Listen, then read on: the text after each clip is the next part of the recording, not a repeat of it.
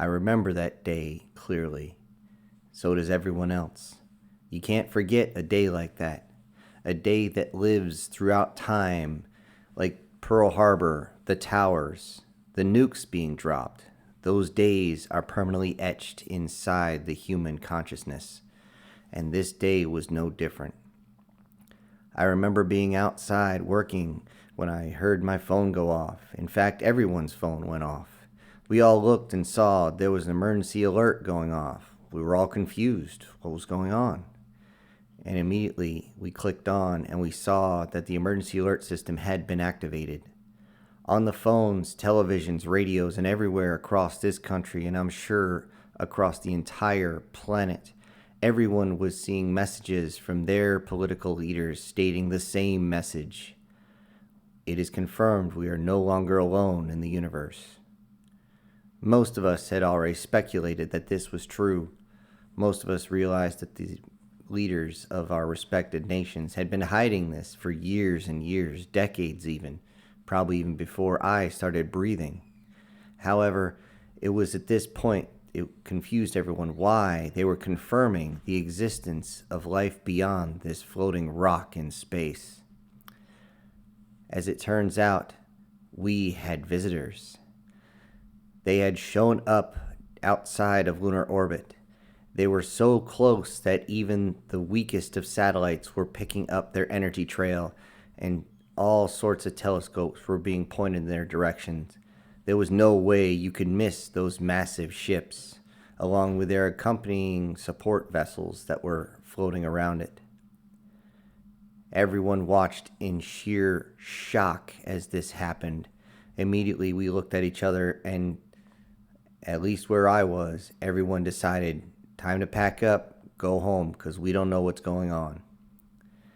Nobody's boss, to my knowledge, gave them any crap about that, as everyone wanted to go home and be with their families, just in case.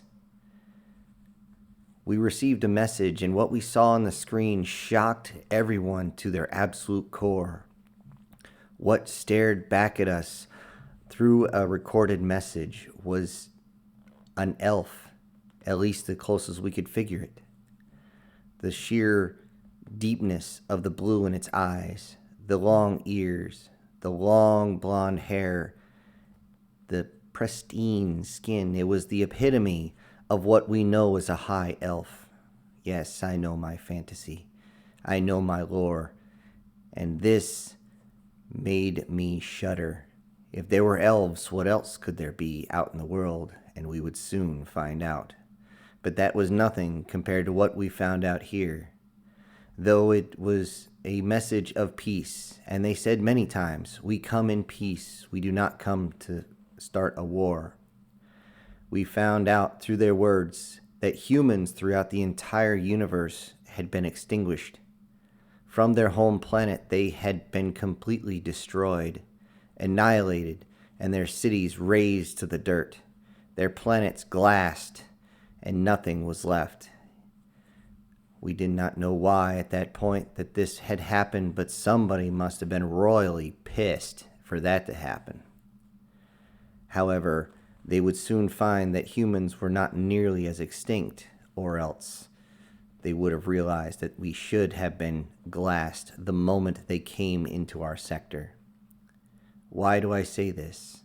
Well, as time would tell, as they reached our magnetosphere, something happened. There was a burst from their ship. They warned that they would have to use their magic. And most of us did not believe in sorcery. We had never seen it. We had never known any of it. But they said that their weapons, their ships, their everything runs on magic. This made us nervous. And I remember loading all my rifles and shotguns just in case I had to face sorcery with steel. But as they reached the magnetosphere and that pulse came out, that pulse was simply a way for them to slow down their ships as they were traveling far too fast to stay within orbit of this planet without slingshotting around. The pulse reached the planet and something happened. We did not understand why, but certain areas of the world began to glow, crack, and open up. The world itself shook, as different areas of the world cracked and light poured out, but not just solid bright light. Darkness reached out as well.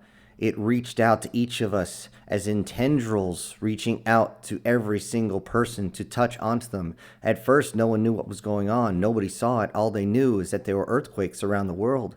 People confused that they weren't living on fault lines. How could they possibly have an earthquake? And then these tendrils of different colors of light and dark came out to touch them.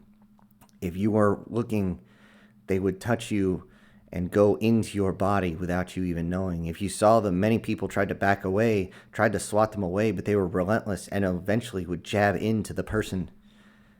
What we found out was that this power was awakening what was buried deep inside us. However, there was a catch. Around the world, through all sorts of CCTV cameras, they could see many people throughout cities being jabbed with this power. It was barely visible to see the tendrils on the video unless you had a certain filter on. However, you could see them start to absorb the power as it awakened what was inside, what was dormant and buried. And yet, some decided they wanted more power. We did not know this until some video came back with audio as people screamed more, more, more as their eyes began to glow and they could see the energy begin to crack through on their pores. It was almost as though they were porcelain dolls as the cracks began to form on their skin, but they seemed to want to draw even more and more power, and eventually they would explode like a water balloon all over the place. Blood, bone, entrails were everywhere. And this happened across the entire planet. Those that craved power among everything else were tore apart by this energy that flowed from the planet itself. For those of us that were not power hungry, we survived, but something else happened to most of us. Not all, but most. I still remember collapsing on the ground, convulsing, trying desperately to stay awake. As pain radiated up my body, I could hear bones cracking, but I didn't feel any pain. But I couldn't stand up, I couldn't move, and eventually, I just went out. It was the same for all of us as we awoke to find ourselves changed, altered in some way. Those that did not convulse and drop to the ground simply absorbed said power and stayed awake, but watched the rest of us convulse on the ground and freak out. It wasn't just humans either. All sorts of animals began to pulsate and move like that. And then as we all laid on the ground unconscious, unable to maintain ourselves as the power of whatever in the hell that was had gone through us, they watched in horror as we changed. I have no idea how long I was out. Some say they were only out for half an hour. Others were out for a week. But the transformation changed most of us. It changed us on the outside, but not on the inside, at least not truly. When I finally awoke, I found my body had changed dramatically. I had grown several inches taller to the point where I almost hit my head a few times walking through the doorways of the house. I looked and my body was much slimmer than it was before. However, I accustomed that to the fact that whatever had happened had made me taller and just stretched me out. But then again, I was insanely hungry at that point. Looking at the news, it was clear that this sort of change had been happening all around the world. Several people who were on the news were still just confused at what was going on as they took video of people changing. And not just changing the way I had, as I had simply seemed to get larger and got my muscle mass back as though I was back in my 20s or something. But then I looked over and they could see one person clearly suffering from lycanthropy and almost looking canine in a way. Another woman, she had started to merge her legs together into some sort of massive tail. Another man, his hands had turned into almost claws, yet he still looked mostly human. The kicker is, when they brought him over towards the light, his skin started to, steam. I didn't have time to sit there and watch this, but I realized something was going on around the world, and then I immediately grabbed a hold of my phone and started calling everybody I know, trying to get some sort of response. Thankfully, I got a response from one of my nieces who said that her sister had started to pass out and convulse. I screamed, "Oh shit," and I'm sure everyone else did when they called their relatives. But what made it worse was their dog had somehow started to grow extra heads, one on each side of its neck, and was starting to scratch and claw, trying to get its way in, and eventually would, as it would eventually break its way through the windows to get into the house. It was a long drive, but I didn't care. Climbing into the car, I had to reset my seat as I had grown so much that I almost didn't fit at all. Hunched over, I didn't care. As I ran gears up, and apparently others had the same ideas, I saw many other cars on the side of the road crashed in to each other or rolled off to the side as they took the corner too fast and didn't know how to work their gears or whatever happened to them. Some were simply running to their neighbor's house. I could see some people trying to flag me down. I didn't have time. I had to go help them out. While I was doing this, I'm desperately trying to call my other relatives to see what the hell was going on, but no one answered. I started freaking out, and everyone else was freaking out. What was going on? What did they do to us? What the hell was going on? I took a 40-minute drive and turned it into 20 minutes as I peeled into the driveway. Sure enough, their giant St. Bernard heard the car come to a stop and ran up towards the fence. And yes, it had 3 heads and had grown much, much larger, but it had also gotten much more aggressive. Usually it was a very passive freaking mutt, but this thing looked like it was ready to chew through the iron bars that were holding it in, and it was trying desperately to get at me. I just looked it square in the eye as I walked by, gave it the knife hand and said, "Sit!" And I felt something in my hand, something not painful, but almost a outward pressure from inside. I didn't think much of it, but the dog immediately took a few steps back and sat down. I ran inside, screaming for my nieces, and sure enough, one of them had not changed at all. She was just herself, maybe a little taller, but nothing else.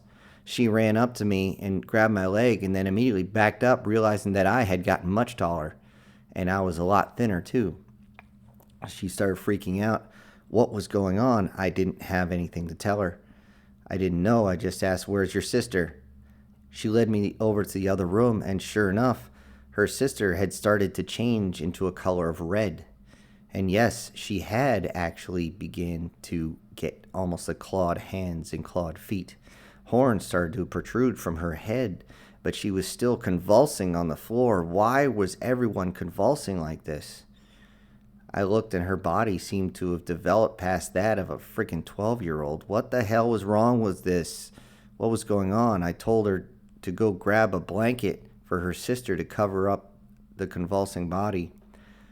Her little sister ran out of the room, came back with a blanket as I made sure everything was good. Her vitals were fine. She was breathing. The pulse was steady. I didn't know what was going on. So I immediately grabbed her, wrapped her up in the blanket, told them both to get in the car. We're heading back to my place out in the woods. I tried to call their parents and didn't get through at first, but I did. Thankfully, they were both okay. But something had happened, and they didn't know what. I told them I had the girls, and they would be staying at my place. I finally got a hold of everyone else, and it seemed as though everyone actually did survive whatever the hell that alien ship did to us. They said they came in peace. Yeah, right. What the hell did they do to us? I sat with the girls and waited for my eldest to wake up. She finally did, but freaked out at the way she looked. She ran into the other room to look into the mirror, dropping her blanket, and the tattered clothes that ripped off her body from its expansion fell to the floor. I had to turn away out of sheer respect, but I also went and got a few of my clothes to give to her. Most of which actually will not actually fit me anymore, and never did since. Realizing that she had actually changed, she looked at herself and realized that she had actually grown a tail out the back. It was strange. And she had actually grown a weird set of small wings that came out of her lower back. And yes, I know what most people are thinking. Why would this be? Well, we would find out later that those that grew wings out the small of their back were all female. Since females are balanced different than men, there's no reason for the wings to be higher up towards the shoulders. Well, that is what we found out later. But at the time, everyone was freaking out. I was getting phone calls from family and friends trying to figure out what was going on. Nobody knew. No, everyone online was still freaking out, but the whole time this was going on, that alien ship was getting closer and closer and closer. That was until we found out that the leaders of each respective nation had actually called up and said, "What the hell did you do to us?" We heard it in real time as we were watching all the news. It all linked up at the same time, amazingly not crashing the entire telecommunications system with everyone watching a single broadcast. This elf looked at us, confused at what had happened. They didn't take any responsibility. They simply stated that they will be landing at the same spot they designated. Everyone watched as they tried to figure out what was going on. What the hell was happening? Why did this happen to us? What did they do? And as the ship again entered the atmosphere, there was another pulse. This time it didn't have the same quite effect, but instead the last remaining craters and fissures where the energy had come from seemed to dissipate. All light slowly faded back in, and the fissures themselves seemed to collapse in on each other. Thankfully, whatever had happened had stopped, and we could finally take account of what had gone on, why they had done this to us, and of course, let's see what we can do to get back at these bastards for doing this. We watched as these elves walked out of their ship. We watched as they walked towards the UN building. We watched as they looked down on us with a sheer, almost prideful look, saying, "You are beneath us." And this really pissed people off, but not nearly as much as what was happening around the world. Around the world, as the elves made their way to the UN building to address everyone, there was different things happening. Different creatures of what was originally thought to be folklore began to appear around the world, and those began to be the highlights. Instead of freaking aliens showing up, now we had things like trolls coming out of the Netherlands, ripping through the power lines and going straight into major cities. 200-foot tall monsters beginning to stomp their way through major metropolitan areas. Not only that, but you had in other areas, you had people turned into vampires, werewolves, and things of that nature. Over in the east, things like yokai became a thing. Over in Brazil, what seemed like dolphins would simply transform into beautiful men who walked out and immediately entranced any woman that they saw into lustful desire. All these different creatures came to be what we thought was nothing more than myth and legend were now fact, and these things had brought this type of battle to us. The elves looked at us with disdain as they told us that throughout history, humans were thought to be extinct. And yet, here we are, alive and well. And yet, as the elf looked around, he did look slightly confused, as there were different creatures now amongst him, more than just human. He stated how elves were the strongest of all. They have pride above all others, and they have dominion above all others. And we must now bow down to them and never try to fight against them, as we are beneath them.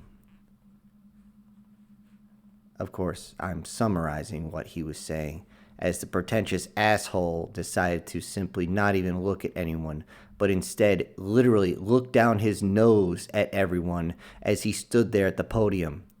Even his guards told those who were sitting behind him on elevated seats to get down so that no one was above him. Even the elf females looked down at the humans in just sheer disgust that they would even breathe the same air. We were told that humanity, that Earth, was now under their dominion. They really did not know who they were fucking with.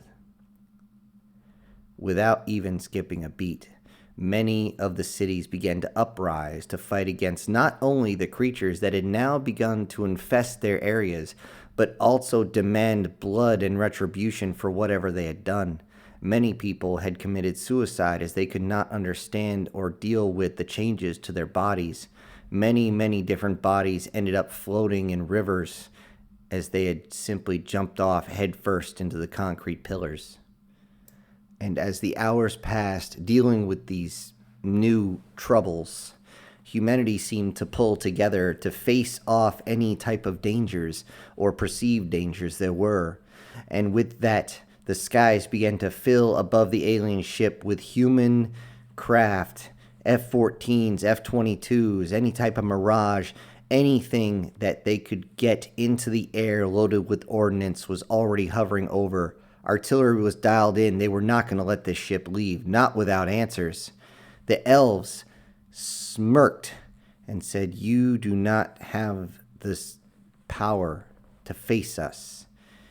And with a wave of his hand, a burst of energy came out, sending many of our aircraft flying in different directions as though some sort of massive airburst had hit them. However, what they did not know is that 5th and 6th generation fighters can easily come back from a maneuver like that. He was a little bit surprised at this, as he didn't think that our aircraft would still be in the air or they would have turned and run. Instead of acting surprised, the elf simply stated how that was a warning to everyone, and we did not know his power, that we underestimated what they could do to us if they so choose. Many people simply looked at their new form and said, "What else can you do, jerk?" However, we would definitely find out, as many of their own elf soldiers began to empty out the sides of the ship, most of which were holding some sort of staff in their hand, and immediately started throwing all sorts of energy around, energy we did not know they could use and did not know how to counter. Some of the energy was used as almost a blade as it whipped through the air, cutting through trees, people, and anything else. Other ones were direct fire energy as they would punch through building, causing them to collapse. Without even receiving the order, the aircraft floating about fired at the enemy ships that were docked on the ground. The enemy ships were surprised that we could come up with any type of technology that could actually damage their ships. We were punching several holes, however, it wasn't enough to keep the ship from beginning to power its engines up.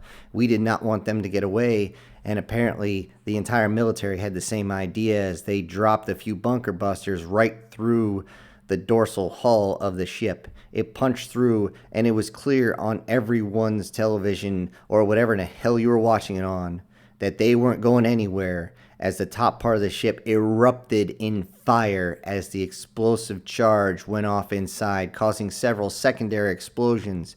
And as the ship had already tried to lift off, it slammed back onto terra firma. You ain't going anywhere, asshole, is the only thing humans thought collectively.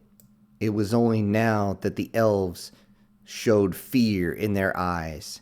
They realized that we could actually fight back. They believed that their abilities and their technology was well beyond ours. Well, a spear is still a spear. It's still lethal if used correctly. And the tip of our spear is covered with tungsten, and that's what came in next. Artillery and tanks began to make their way in. The artillery scattered most of the elves around, and the tanks fired their main guns. However, what they were not expecting is that with just a few seconds of prep time, each of those elves could fire off a blast that was enough to shatter a tank apart. It was something else to see. that this massive amount of force came out of something so small and ripped apart something that big. That put a pinch of fear of everyone. However, it wasn't enough to keep our people from going in and taking down as many of these freaking elves as possible. The elves inside the hall began to blast away with their energy, their magic, their sorcery, and began to take out many, many, many heads of states along with their liaisons. It wasn't long before the elves realized that they were completely outnumbered and didn't have a chance of escaping. One of them, on live TV, swelled up as much energy as it could. You could see the massive energy in between its hands as it held it over its abdomen. A massive ball began to form, a ball so bright that it actually phased out the lens of the camera, causing it to polarize itself to try and see what was still going on. However, it wasn't long before that massive ball was so dense and then burst out in all directions. The UN building no longer stood, as it was blown apart into many pieces. A city block wide explosion happened, which was enough to alert all the rest of the Elven fleet. The small support ships came down and immediately started evacuating their people under fire. Well, I give them props for coming to get their people, but they will not stop blasting us with whatever type of magic, sorcery, or whatever the hell that was that they were using. But they did not understand what else was killing them. They didn't realize good old-fashioned gunpowder and firepower is all you're going to need to take them down. Their bodies were still just as squishy as ours, and that's all it took. The elves grabbed who they could and bolted off the planet. Unfortunately, when our aircraft tried to take down the support ships, it turned out the support ships did not waste any time and used that same type of magic pulse to push away our ordnance, and it landed elsewhere, usually among the populace, many of them landing into buildings and blowing them to pieces. However, it wasn't enough to stop us from continuing to fire at them. Watching all this in abject shock, everyone watching was extremely pissed. Who were these creatures to come and face us? Who were these elves to say they were so much better than everyone else? Who were they to say that we fall under their thumb? Who were they to face us and try to break us? Do they not know anything about humans? Well, they're about to find out. After the elf ships had left, their main ship had been secured, and the technology was immediately looked into to be reverse engineered. If the fight is in the stars, it's time to get our butts up there. What came surprising after everything was the fact that many elves were actually captured, and they were captured unconscious. After a little bit of interrogation, it wasn't a surprise to find out that the amazing amount of energy that they were using to blast holes in buildings and take out tanks simply wore them out. It was nothing else but that. It simply exhausted them. But we all looked at ourselves and thought, if they can use magic and they can use technology, why can't we? Time to show the entire universe the humans' version of synergy, of sorcery, and science. One would think that after being invaded by a hostile alien force, the first thing people would do after the victory would be to capture the material, capture the enemy personnel, take care of our own wounded and dead, and then get ready for the next invasion, or get ready to reach out to fight them on their own terms. Well, that is what we normally would do. What turned out to happen was that somehow, whatever type of magical burst that came across the planet that created all those fissures, where energy reached out and grabbed onto every single living thing on this planet, it changed not only humans, but also animals. It turns out that St. Bernard is now Cerberus, and is very, very mean. All three-headed dogs are. Not only that, but around the planet, all different things became exceedingly difficult to deal with, and others were just a mild annoyance. Things like in Scotland with the Freys. Once you found out the Freys' territory and knew to leave them the hell alone, they would just leave you alone. Freys are extremely territorial that way. The same thing with trolls and ogres and things of that nature up in Scandinavia.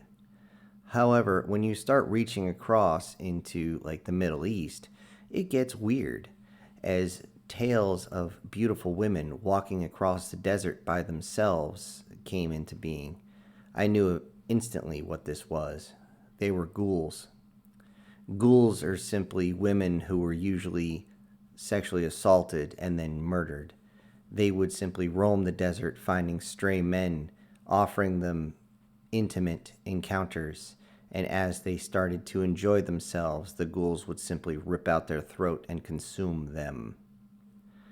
Then you head over towards the east, where things like nine-tailed foxes were now semi-common, and things of that nature. Other yokai just seemed to show up out of nowhere.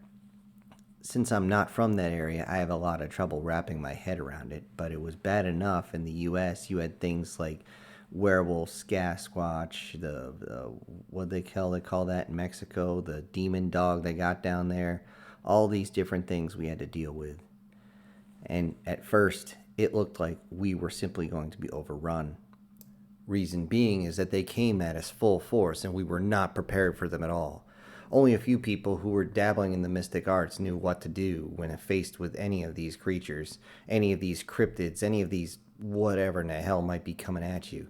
It didn't matter if it was physical or spiritual or whatever in the hell it was. You had to know how to deal with it. And at first, yes, they took us by surprise, and yes, they started to tear our populations apart. But back in the day, the most they had to deal with was sword, spear, and shield. And now they have to deal with silver ball bearings, salt rounds from the shotguns, and anything else science has created in the past 1,000 years. And they did not last long. In eventuality, we pushed them back to their own borders, and they were no longer much of a threat. And once everyone became aware of them, something as simple as the lamias around the forest, everyone knew what to watch out for and to be careful, and to take them down on sight. However, because these cryptids, these creatures, these concoctions of whatever creation made them, we started to make allies with them. We let them know that our entire planet was under attack, and this would mean them as well. So they decided to listen, and listen well. They decided they would fight alongside us if it meant the survival of their kind. And with our numbers dwindling, we realized that this was our best chance of winning everything back. It would take a long time before the alien technology was repurposed for our own uses. Reverse engineering seems like a simple task of taking something apart to see how it works, but when you're working with spiritual energy, things get a little weird. In that case, it is more like quantum physics, and as one would put it, if you're not confused about quantum physics, you don't understand quantum physics, and it's the same when it comes to magical abilities. However, it did enlighten a lot of our scientists into how those engines actually operate using science alone. And it wasn't long before they realized the reason why we had such an easy time taking down their ship was because their energy reserve was very limited. As it turns out, they had to store as much energy as possible before the ship even left its planet. Once they were able to access the logs, it was very easy to simply read that they had increased the amount of energy inside its reserves to the point of maximum capacity, and then use that to travel the stars. This allowed them to do many things, to include jump to different sectors.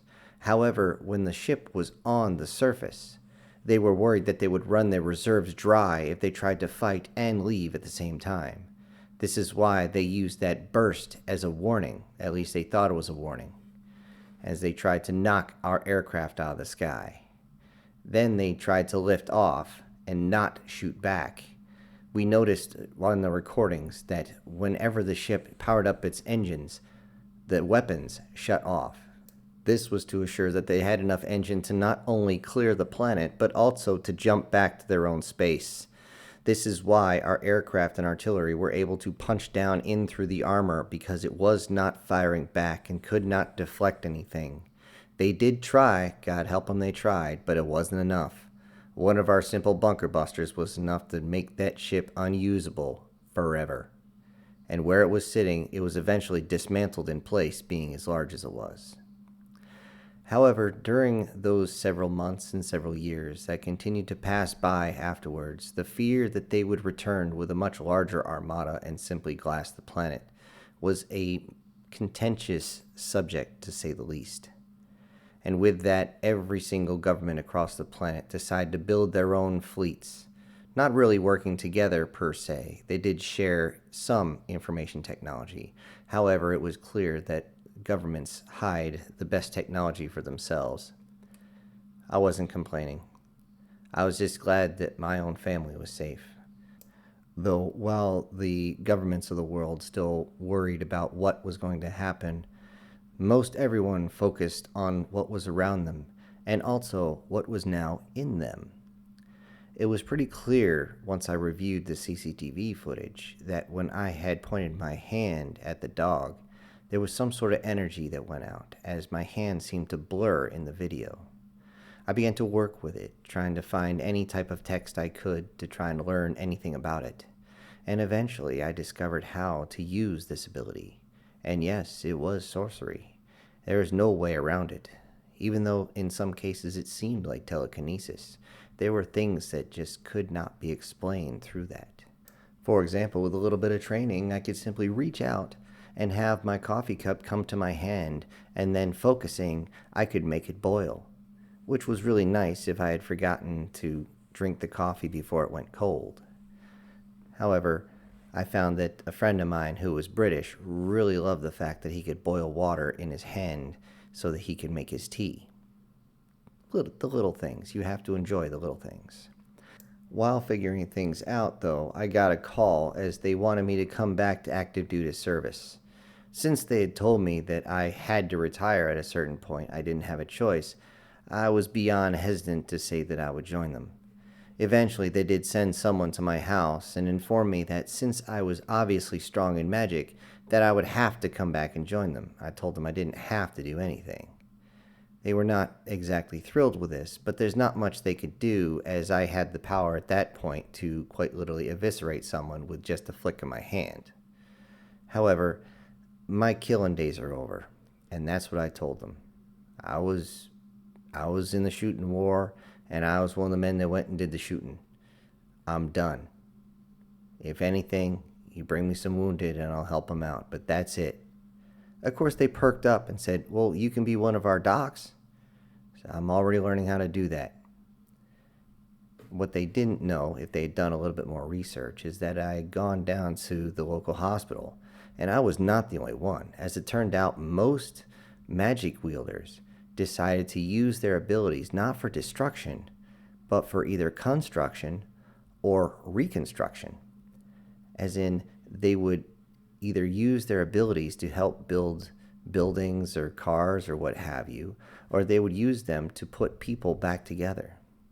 This was an incredibly useful skill, and I worked beside surgeons for years on this, as they taught me as much as possible. However, I would not make anything official, and most people didn't.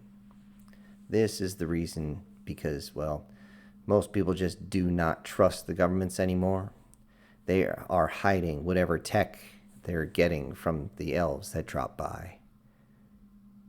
But pretty soon we wouldn't have a choice in the matter, as it wasn't the elves that stopped by to say hello this time. This time, as we looked to the stars to see large ships coming down, and these ships were not simply transport craft. No, these things clearly were made for war. Warbirds that were simply glistening with weapons from one side to the other, up, down, left, and right. And as they came through the atmosphere, no one could get close as they began to fire on anything that came close. No word was given except for one word to us: surrender. Our response was simple: At least in this area of the world, it was a good old American fuck you. And we began to fire everything we could at it. Even if we couldn't reach it with our artillery cannons, we sent all sorts of guided munitions into it. Several bunker busters were able to be dropped onto this thing from a higher altitude as it tried to get close enough to glass entire cities. And it did not take long before another few of these ships were plummeting to the surface, unable to stay afloat as they were coming apart at the seams from the sudden burst of munitions. It wasn't just in the U.S., but around the world, all the nations had fired everything into the sky without hesitation to take down these warbirds. As these giant ships crashed and eventually slid to a stop, we could see that what came out of them was not elves. Oh, no, no, no, no. These were massive ogres. Different types in different areas came out. It didn't matter what area of the world it was. There was a style of ogre that came out. Yes, there was the massive fat pig-looking ones. There was the giant muscular ones. There was all the different ones. And there was even females in that mix as they came out with giant weapons of war, mostly melee weapons. However, they did not expect us to be able to treat them in kind. It wouldn't matter how big they were or how many weapons they carried, how nasty they looked, how disgusting they looked, or how mean they acted. They all fell prey to our heavy munitions. The 50 caliber machine gun cut through them like butter, the first wave being chopped down without much of a problem as the first Humvee just opened up on whatever evading army it was, pushing them back very quickly to their own ships. Using their ship's main weapons, they tried to fire back at us. However, to their complete and utter dismay, we had recommissioned our battleships. The Missouri turned its guns as soon as it got within range and began to fire. It wouldn't matter how strong the hull was. Those 16-inch guns came down and brought all sorts of hell on top of the ships. And it wasn't long until those big ogres decided to make one mad dash out into the woods to try an assault. But they made a massive mistake around me as they came towards my family. And they do not do that. One of them saw my niece, the one had been transformed, and grabbed her and tried to pick her up. She clawed and thrashed around, and he gave a grin, and he said something I couldn't hear, but then he licked his lips as I turned the corner to see this. And the last thing he saw was my face in sheer rage as I darted towards him, swelled up energy, and sent it his way, tearing his body into pieces as it flew backwards the other direction.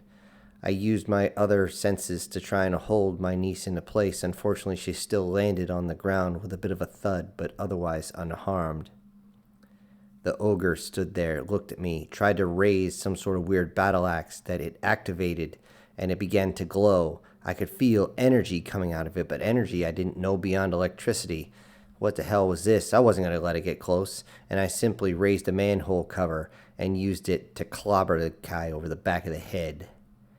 It staggered for a moment, and then using my powers again, I raised the manhole cover up and crushed his head right into the fucking ground. All I could think is, damn it, I thought my killing days were over. What the hell?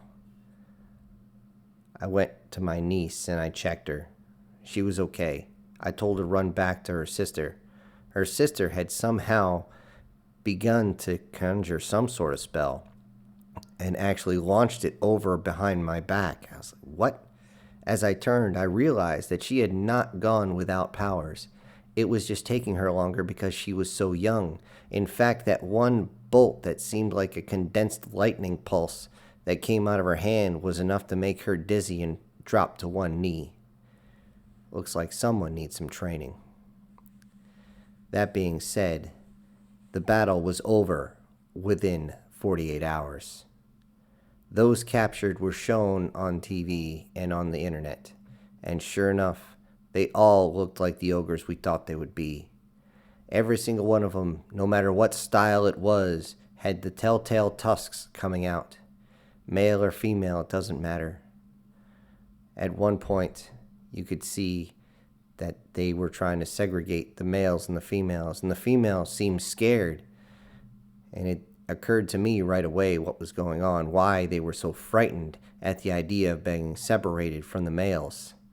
They believed as they were led away in chains that they were being led to slavery, and we all know what happens to female slaves. It was not as bad as they thought when they entered the detainee camps, the ones that were hastily set up, or jails that were quickly evacuated so that the ogres could be brought in. They were then given their provisions and their beds. I can only imagine how difficult it would be for them to sleep on the beds, given the size of these things, standing at least 7 or 8 feet tall. But I'm sure they may do. It's better than the alternative. And with the introduction of these new wrecked ships, with the new reverse technology that was coming out, we could only imagine what those 30-pound brain motherfuckers were going to do with this type of technology. And what they did absolutely astounded us. Within just a few years, they had already come up with a small patrol craft that could actually reach beyond our atmosphere. This thing was run completely science-based. It had no magic on it at all. However, a single magic wielder, a sorcerer like myself, could simply overpower the weapons and engines and make them work at a level that not ever seen before. I thought about joining back up at that point. I didn't know. All I knew is that humanity was now beyond our own cradle, and it wouldn't take long before several more ships were being made. Each of the governments began to make their own ships. The larger the industrial base of their continent or their country was enough that they made larger and larger ships and more powerful. A true space race had begun outside of Earth, and we could thank those fantasy creatures that had come to our planet to try and take us, to rule us, as the elves came and tried to subjugate us through their own pride, and the ogres had tried to take us through their sheer wrath. We wondered what else could be out in the stars, but we couldn't just sit here and wait. We had no idea what may be coming next or when, and we had to be ready. But this time, we would choose the battlefield. Humanity would no longer sit on the sidelines and wait to be shot at, wait to be invaded. We reached out to our friends, the new cryptids, the new creatures that were out there, those that were formed from human and those that had come back from the ether, and they joined us. We all came together in our own tribes, our own clans, our own countries, our own nations, our own civilizations, and we all brought together our resources, our knowledge, and we got ready for what was coming. We knew the galactic community saw us as a target. They saw us as easy prey. Well, they will soon find out that humanity is not easy prey. Humanity will resist and bite back. As the space race began in earnest between the different governments trying to get more and more ships out into space, as though they actually gave a crap about protecting each other, the rest of us sat back and pretty much watched it happen. Most of us were not part of the military. I definitely wasn't anymore, and I told them as much. However, I could see the look in my oldest nephew's eyes as he would want to go out and fight. He was of that age, after all, wanting to make some sort of mark for himself. However, I warned him not to do that, but, he wasn't going to listen. When did they ever listen? He's a teenage boy. When we first saw the captured ogres and the females, he would look at one of those and go, "Damn, I'd climb her like a tree." I had to laugh since I had to tell him that their biology is somewhat similar to hyenas in a sense, that some of the ones that look like women aren't exactly female. So you want to climb that tree, be careful what branch you climb on or grab a hold of, because there might be a different type of wood there, pal. Regardless of that whole fiasco, those of us that were not planning on leaving this planet still had plenty to do down here. As stated before, several of the different type of creatures and cryptids from lore had begun to make their appearance. And these creatures and cryptids, though most could be taken care of with conventional firearms or explosives or things of that nature, it didn't mean they didn't cause a problem. I actually earned several $1,000s just to go up and hunt down something called a siren head. I don't even know what one was at the time, but turns out it's a long, skinny-looking tree thingy that likes to make a hell of a lot of noise, which hurts like hell in your ears, by the way, but also likes to grab, crush, kill, and eat. Yeah, most everything was just either trying to survive or just was being very mean, but screwing everything up. In this case, they were going and eating a bunch of the loggers up in the Canadian wilderness. So I figured, you know what, let's put a stop to these things. It got a little interesting when we found out that they reproduce asexually and they just kind of shit out another one once they eat enough. It is what it is. I think they did a movie on giant worms that was somewhat similar. However, these things were even worse. They would just hide and you would hear the scream, especially during any storm, and then they would strike in the darkness or in between flashes of lightning, which is what made everybody so scared of the damn things. Thankfully for me, it wasn't that difficult, as I used that same type of air-cutting magic that I like to use. And yeah, we could take them down pretty easy. The hard part was finding them. There's no such thing as search magic, but you can tell when something's close. That being said, as it turned out, human-based sensors, IR and things of that nature, was able to find them fairly easy. They just needed something more efficient on taking them down than dropping a B-52's worth of ordnance in the middle of the forest and setting the whole place on fire. Along with that was things like dealing with the Freys, which I went up to the edge of their territory with several other magic users, which turned out we ended up being pretty good friends. We went to the Freys and called out to them, and thankfully they responded.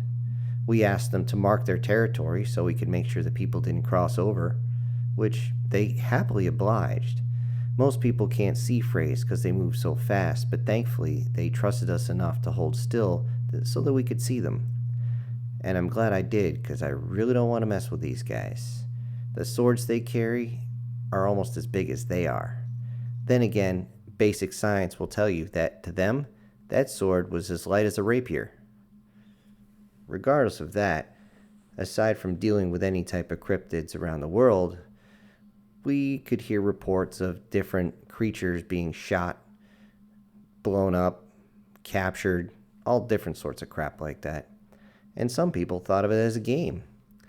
In fact, since we're not using swords and spears anymore and we're using shotguns and sensors, things got, well, pretty easy. It became a whole deal where some of the countries would actually have these wealthy folks pay out the nose to actually hunt certain cryptids. Why not? Unfortunately, around this time was when the Space Force really started to take off. And unfortunately, my nephew did join up. He ended up using a whole bunch of orc-based armor and weapons, actually. They were very, very good at that. But then again, we couldn't figure out how, because they don't seem that smart. Then again, who knows? Maybe they're just playing dumb. But then again, I'm not sure they're playing. Or I'm just hoping we're not being played. I watched as his shuttle left, and I had some words with his mother because I really didn't want him to go and deal with the same type of crap I had to deal with. That being said, it was still his life. And I just told him as I shook his hand before he left, if you need me, you call me. He laughed after one of his buddies said, "No, we're just going to whoop E.T.'s ass, that's all." I had to roll my eyes on that one, because, jeez, was I really that young and stupid back in the day, too? Oy.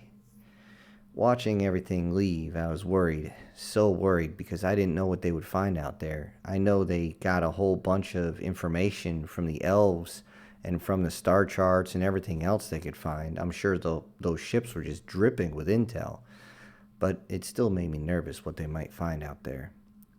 At night, we sat out and watched as the lights flickered as they jumped off in FTL space. I sent a silent prayer up, just hoping that he would be okay, and if not, just allow me to get to him in time. The rest of the year was pretty quiet, and I knew it would take a long time, even at FTL, to get to where they wanted to go. Unfortunately, the first message we got back was the message that they were stuck on an alien world. They couldn't leave. This immediately got all the families riled up. We wanted to get to them. We wanted to get them out. We knew that we hadn't lost that many from the casualty reports, but it still was bad that we couldn't reach out and help them. We couldn't do anything, and it just sucks feeling that helpless. And then I realized I'm not that helpless. I had already given as much instruction that my other nieces and nephews can handle. At least they would simply have to practice. I told them, all of them, you need to be healers because healers have the most amazing abilities of all the different types. I know y'all want to be defensive. I know you want to learn attack magic. I know you still need to learn the elementals, but you need to learn how to heal, and healing is the most difficult to understand. I made sure I gave them all the books on anatomy I could find, and I told them they need to be masters at this before I return. I still remember looking at me, and as a goodbye gift, they tried to give me a staff. I looked at them and said, I'm not Gandalf, you assholes. I do appreciate the gesture, though. And I imbued the staff before I left. Whenever they grabbed it, it would protect them. It would put up a defensive barrier around them, approximately 2 meters out and 1 meter up. A strange dome would be around them. You couldn't really see it, and the staff wouldn't move. It would lock itself into place. But nothing would get to you. Nothing in, nothing out, until you simply raised the staff and undid the spell. With that, I was off on the next transport, and I'll say it was surprisingly comfortable. I looked over at some of those non-magic users, and I found out that their accommodations were rather Spartan-esque. Most of them double, triple bunks. It looked like something out of a destroyer or a submarine, as they almost had to hot bunk. There was so little room in there. Many of them were more than a little dismayed at the fact that they couldn't go and work out, and I told them that I would help keep their bodies in shape, but they just wanted to find a way to kill time. And needless to say, once people start pulling out some decks of cards, things can get sporting really quick, especially in tight quarters like that. I did offer a few to share my room, as I had more room than I needed. A few of the ladies decided that they would join me in there, and however, I was very adamant at the fact that I would not be sitting there trying to impregnate them on a trip into a combat zone. They didn't understand at first, and especially being a healer, they thought I could simply make it so they wouldn't get pregnant. I told them, no, it works the other way around, stupid. Well, eventually, we did get to our destination. With all the difficulties we had, with all the fights that would break out, all the gambling that took place, all the debauchery that eventually started in that ship, as it took us about a month to get to where we needed to be. And I was glad to actually get there. The place was starting to stink with all the bodies around. As we entered the atmosphere, we realized that this was not going to be a fun trip down. However, the land that we were going towards was lush and green. It didn't look like a war zone at all. There were no craters. There were no burn marks. However, when we looked over to our ships, the previous ships that had landed, they looked stripped, like somebody had stripped them for parts or something. Several of the panels, massive panels that is, were missing. Parts of the engines were taken off. I looked, and wiring was just strewn about like crazy. I couldn't figure out what in the hell was going on. And when we landed, we found our people mostly well, but they were mostly pissed off and couldn't wait to leave this freaking rock. We asked them what the hell was going on, and all we heard was those little bastards, those little fuckers keep taking everything. We can't do anything. The little bastards keep taking everything. I asked what the hell was going on, and thankfully, we all got a briefing on it. As it turns out, this land is filled with dwarves. Yes, the dwarves, the ones that are down in caves. They didn't actually fight with us. They came up and originally started trying to barter. But the greedy little bastards, when they realized that we had more things to barter with and we weren't going to trade it off, decided that they're just going to start taking shit. And these guys, they're quick. They're small, but they're quick. And they're really strong. They can't jump worth the dog shit. But I remember seeing one off on the side, and he just bolted. Well, he or she. I couldn't tell from that distance.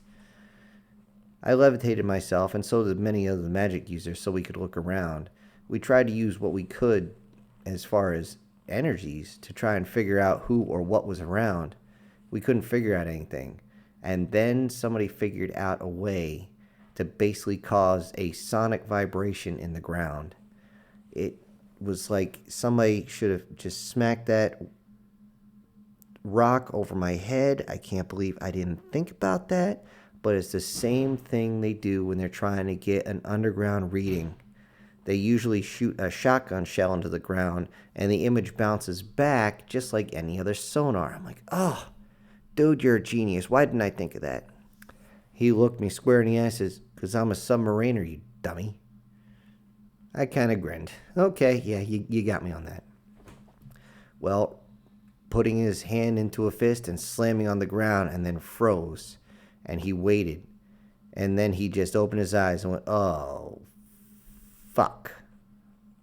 Okay, what's going on? Dude, this place is just honeycombed with caves everywhere. I mean, we're standing on one. It's about 30 or 40 meters down, but it's right beneath our feet. One goes right under. There's a tunnel entrance that's over there, over there, over there, over there, over there. He's spinning around just pointing over there, over there, over there. There's another one they're currently working on. It's going to be coming up right over here. What the fuck? Oh, dear Lord. What is with these guys? They're almost like little goblins. Well, they weren't quite goblins. Eventually, a few days later, we were walking around, me and two other magic wielders, and we saw one of these dwarves. And sure enough, they were dwarves. They only came up to about chest height and were very wide, very big hands, very stout, long beards. And we went up to talk to them. We waved them down, and surprisingly, they didn't run. I guess they figured we were there to trade a little bit more. And we tried to ask them what was going on. Unfortunately, some idiot decided to fire a shot in the distance, and before I knew it, this dwarf in front of me just took off running. I've never seen anything that big move so fast. Apparently, they've been shot at before. It wasn't long before a couple of the dwarves came out later when I was sitting underneath the tree, and I asked them, so, can we talk? They said sure. They sat down, and I realized that their voices were a little high. But I looked at it and I was like, maybe all the dwarves sound like that. And I looked at the long, bushy beard. One was very, very well kept, but it had a couple streaks of gray in it. And the other one was clearly younger with this very dark, just charcoal black beard that draped down. Very well manicured.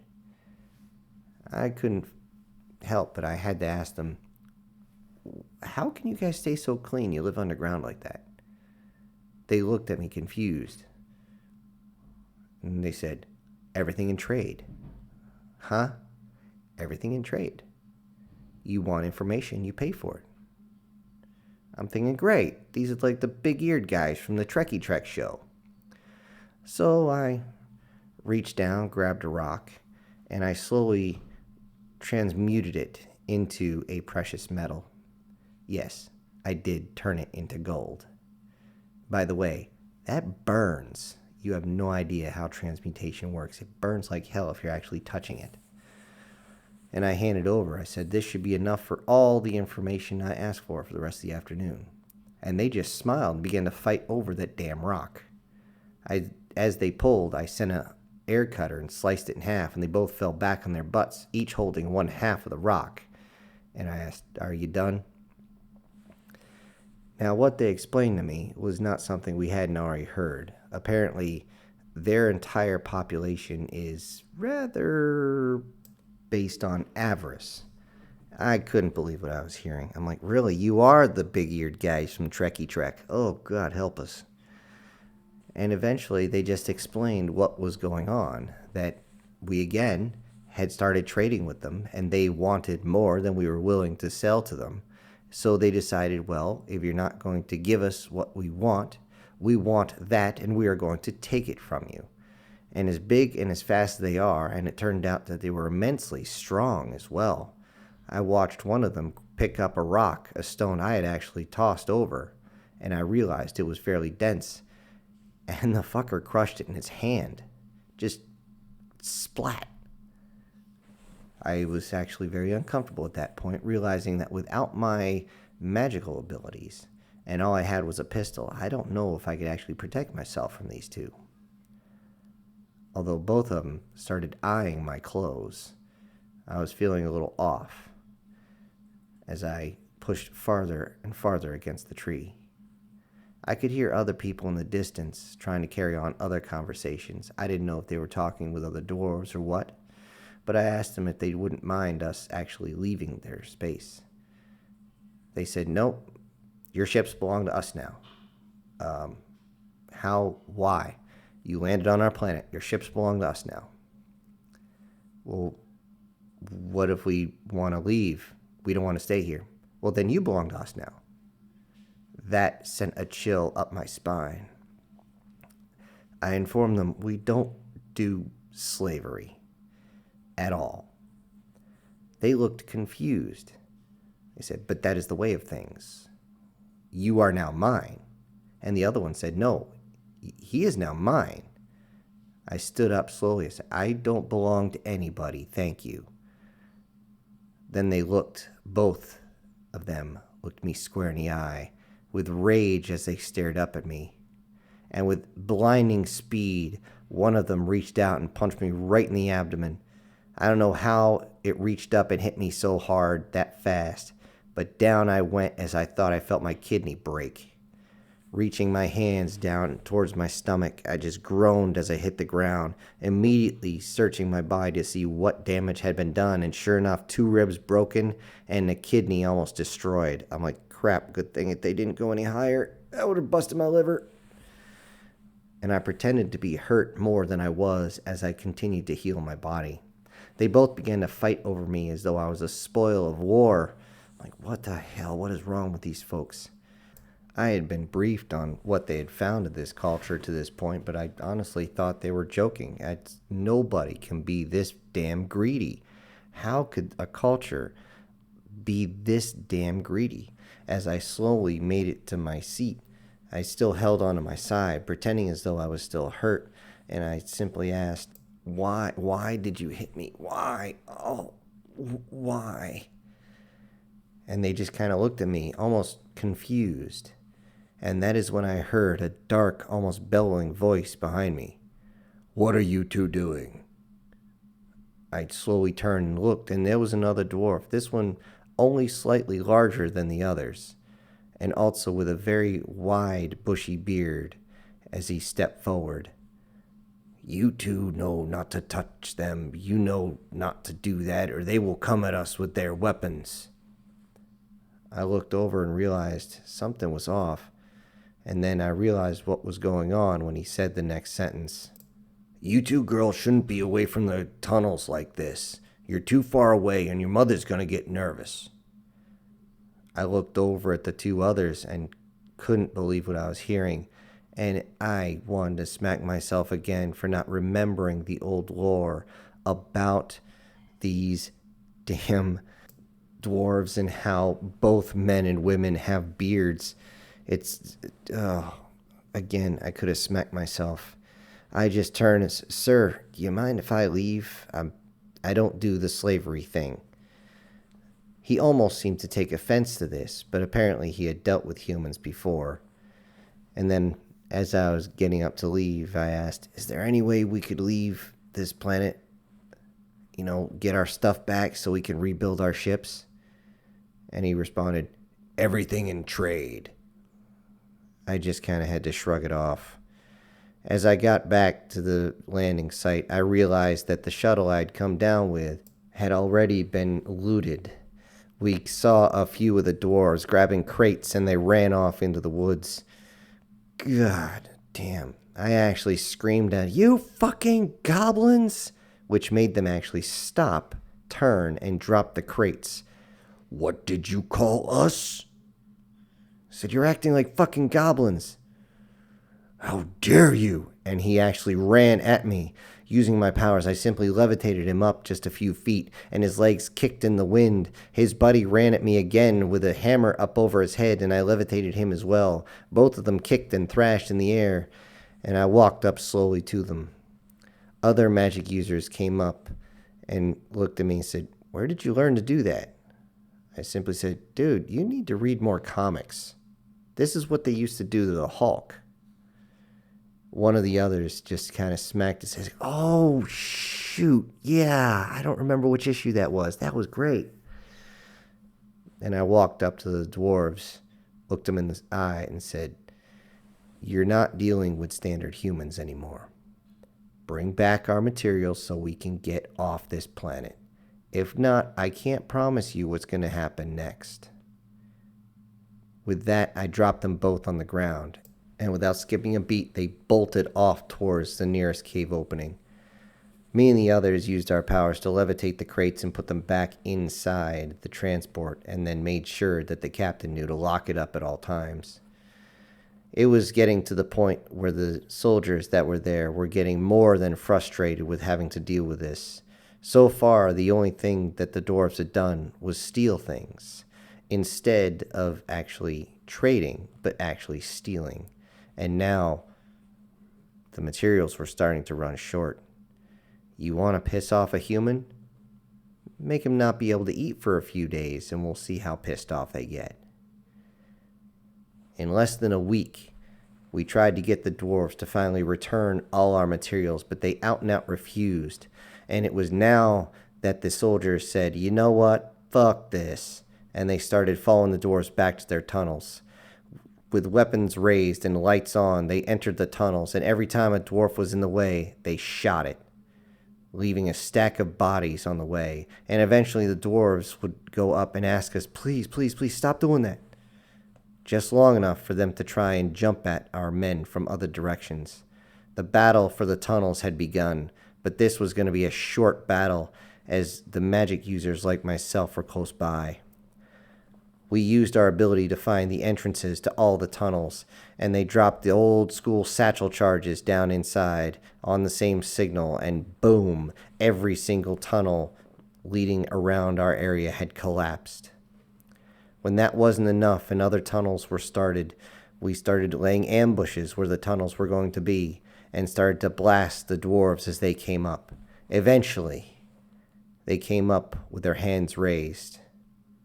They realized that our tactics were going to be more and more versatile. However, we didn't understand that what they were doing was a simple ruse. They had dug out underneath one of the ships, and on whatever signal they had used, they had dropped the pillars, the supports from underneath, and the ship dropped a good 20 feet down into the hole, crushing part of the hull as it crashed under its own weight. Now, "Game on" was all we heard, as several shots rang out and another dwarf ended up dead. But this time, dwarves came out, but they had more than just hammers and sickles or knives on them. They had other firearms, and we recognized these guns. These were the same guns that the ogres had used against us. These were the same weapons that we had just fought a battle against, and we had won, and we were not going to take prisoners if we didn't have to. As fast as they were, it was difficult to draw a bead on them. Thankfully, these suckers may be quick, they may be strong, but they are the shittiest marksmen I've ever seen in my life. I barely had to hold up a shield as they would fire in our direction, as they would run and kind of fire in mid-stride, not even holding the weapon straight, but instead allowing it to swing with each arm as it went up and down in a standard run. This may have allowed every bullet to come out every single time the hand went up, but the shot would go wild every single time. However, when they got close, humans were no match for their speed and strength. It was insane to watch one of these dwarves, who barely stood 4 feet tall, able to punch into the core of one of the soldiers, and you could actually see the shockwave go through the soldier and snap his spine as the body went flying a good 15 feet backwards. It was horrific whenever they actually got close with their melee weapons and crushed in bone like it was nothing. As I went up to heal, I couldn't believe what I was sensing inside some of the body, as the bone itself was basically gravel. It was all I could do to keep them from going into sepsis shock half the time, as I slowly, very slowly, had to fuse the bones back together. This made even worse, as the fact that the soldiers I was helping could feel every single movement and were trying desperately not to thrash. Usually I needed several others to hold them down while I concentrated.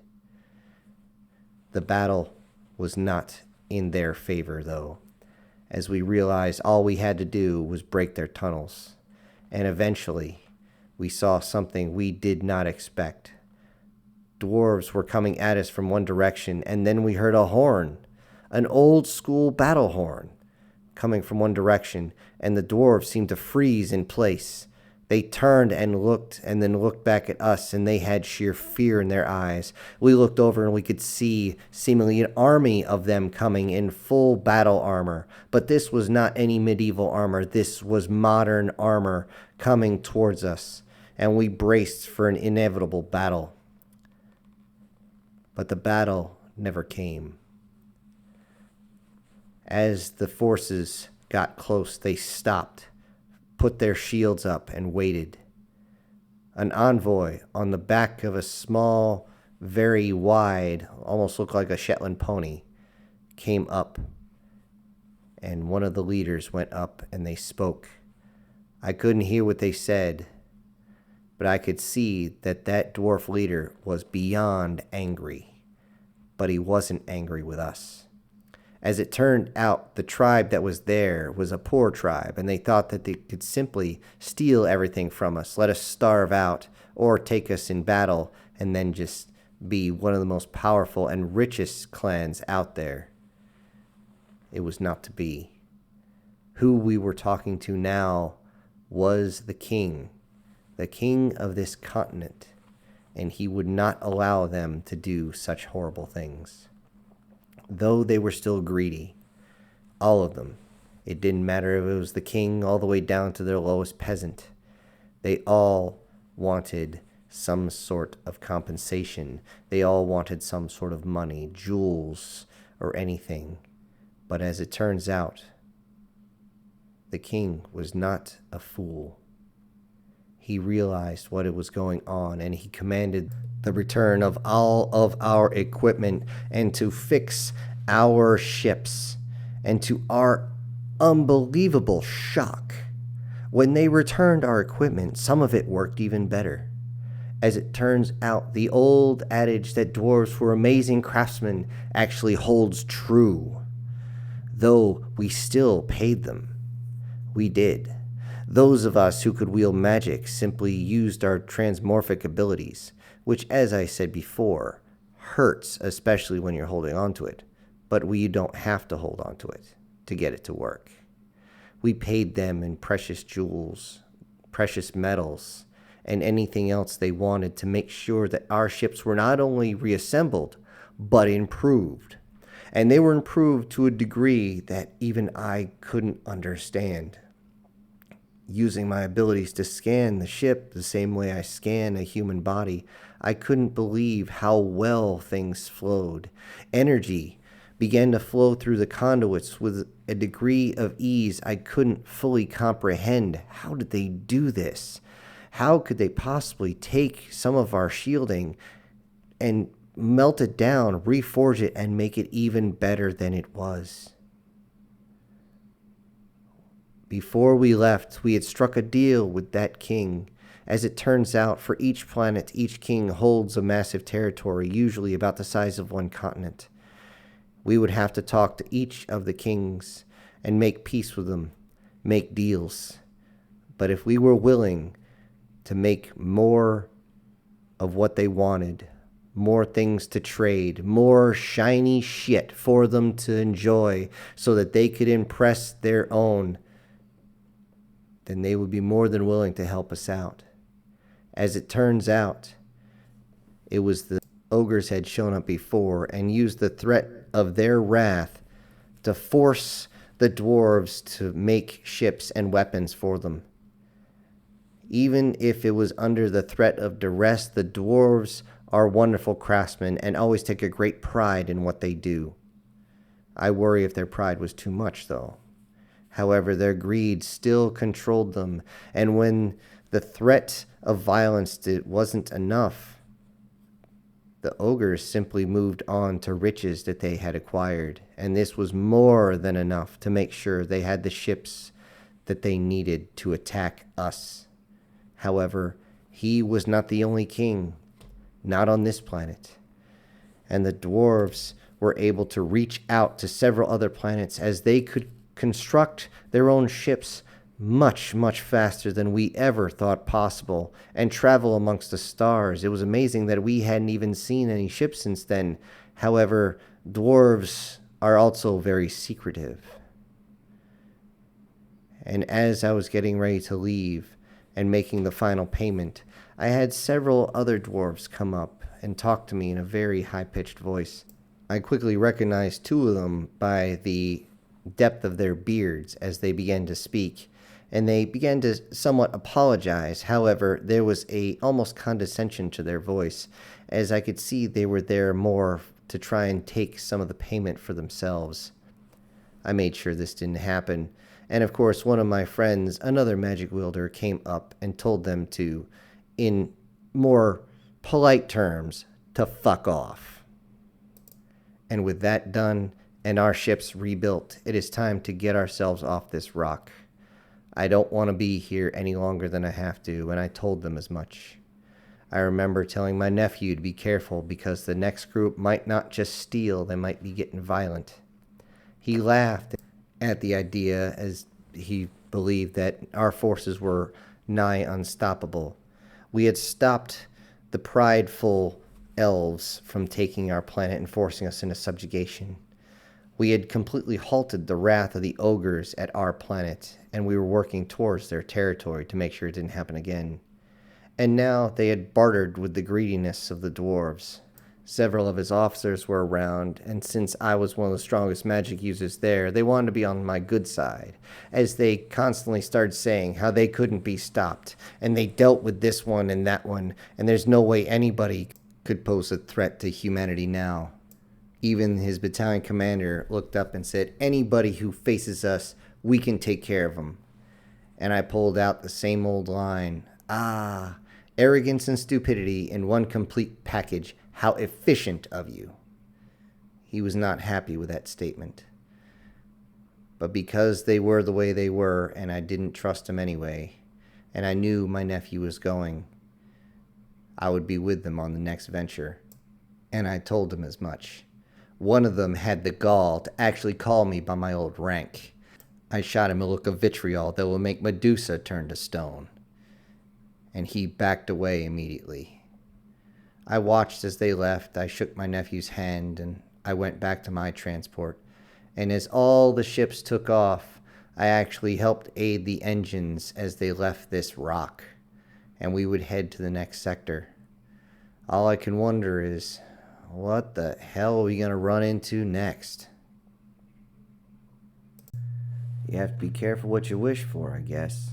I didn't know what to truly expect once we started leaving that dwarf planet, but going through their territory, we found out that the dwarves were not only a spacefaring race, but a pretty good one, too. Their ships were extremely complex and quite pretty to look at, actually, as they put a lot into detail into the veneer of each and every ship. Although what really surprised us is we had only got through 2 different sectors, which we had to constantly pay money to get through. And money, by that, us magic wielders had to make a whole bunch of jewels and precious metals, which really tested our resolve considering the amount that they wanted. Boy, they are some greedy bastards, those dwarves. Yet we were able to get through, and we saw a different type of ship.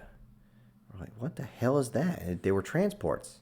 Now, we had seen a few on the sensors way off, but we didn't think anything of it. It wasn't until one came up to us that we started to question.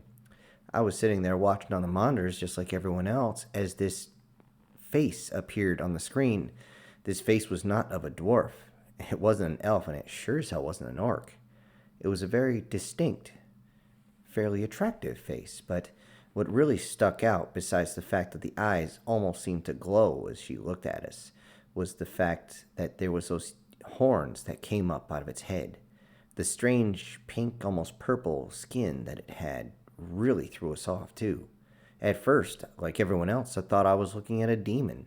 But when it spoke, I realized, oh, it may look feminine, but this is no chick. This is a guy. What the hell? Boy, the universe is weird. And yet, it simply spoke out in a language we didn't understand. We tried to communicate with her, but eventually, when we finally switched over to saying the dwarf language, that's when it finally conversed with us. It switched from its own language to the dwarf language, which we had been able to siphon off of the other dwarves, which, by the way, takes a lot of energy to do if you don't want to sit there and spend the next 2 years trying to learn how to speak it. That being said, what we found out really quick was these folks were called tieflings. How are you supposed to say that? They look like demons. In fact, their entire culture kind of went all demonic several generations back, but have kind of pulled away from that, though not fully. Some of them still followed the old ways, but the majority of them were traders, shopkeepers, and things of that nature, just general folks. The only thing that really stuck out was the fact that they still looked demonic, and I wouldn't understand how much they looked that way until we actually met them. Of course, the chain of command very much insisted that we magic wielders be close by. We didn't know what these folks could do. As it turns out, me being expanded as far as vertically, I stand around 7 feet now. I was the only one taller than the tieflings beside the rest of my magic using friends. It's something to do with the fact that our bodies are more apt to handle the powers than anything else, but the body has to be able to handle said power. Think of our body like a fuse. Regardless of that nature, we walked up and tried to figure out their language. I remember holding out my hand to one of them. I didn't know if it was boy or girl, but I simply raised my hand out with the palm facing up. It looked at me weird and then put its hand in mine, and I slowly wrapped my fingers around their hands and thought closely about their language. And it didn't take long before it realized what I was doing, and somehow we had merged. Oh, that's a sensation I haven't felt in a long time, as I don't like doing this with other magic users. In a merge, it's kind of like what they do on those rude sci-fi shows where they can see each other's thoughts. It's kind of like that, but you have to travel basically down a long tunnel to each of you. At least that's what you see in your mind's eye. And once we did, we ended up talking to each other like normal. What we saw on the outside, of course, as far as those that were watching us, could only see us holding hands and staring at each other for just about 10 to 15 seconds. Yet we had a conversation for 10 to 15 minutes, at least. I found out what their name was, which was really hard to pronounce. Catchy Char. I just called her Cass. She didn't seem to mind that. The kicker was she basically had to do the same thing with my name, as she couldn't say my whole name straight out. It just wasn't in the vernacular. That being said, it wasn't long before we were able to talk with each other normally amongst everyone else. I reached out to each of them so that I could let them know our language so they could understand, and we actually got along quite well. As they said it, they wanted to just live their lives out, but the kicker is their lives don't really end, which is the only time they actually have a thrill is when they have some sort of emergency on one of these ships. As the man says, there's a million ways to die in space, and they all suck.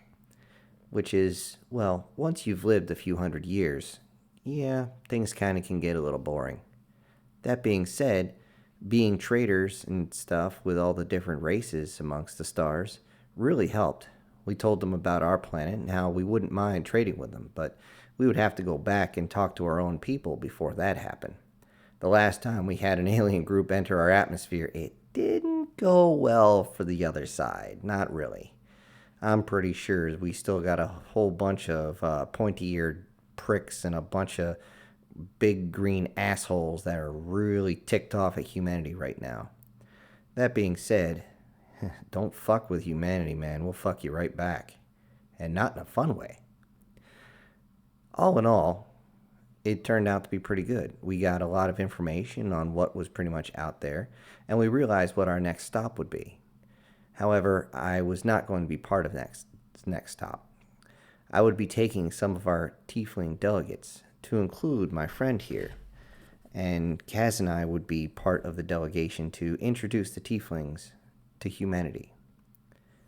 Heading back in our own shuttle, we were flanked by at least one other ship as we went back, and it would be a long, long journey. We ended up pretty much burning most of our times either in the gym or playing cards or just kind of BSing around. Surprisingly, tieflings were very, very good at table tennis, of all things. I mean, they kicked my ass a lot. Of course, I'm not all that good, but it was amazing how dexterous they actually were, especially with the limited number of digits. Although it was really interesting to see them try to run and take a 90-degree turn on one of our bulkhead floors, as their feet were not feet, but more like hooves, and they would end up sliding. It became a game to them, actually. And for us, it was actually funny when one of them would try to slide sideways and then realize that we had just cleaned the floor. Out come the feet, down goes the body, and we fall off our chairs laughing.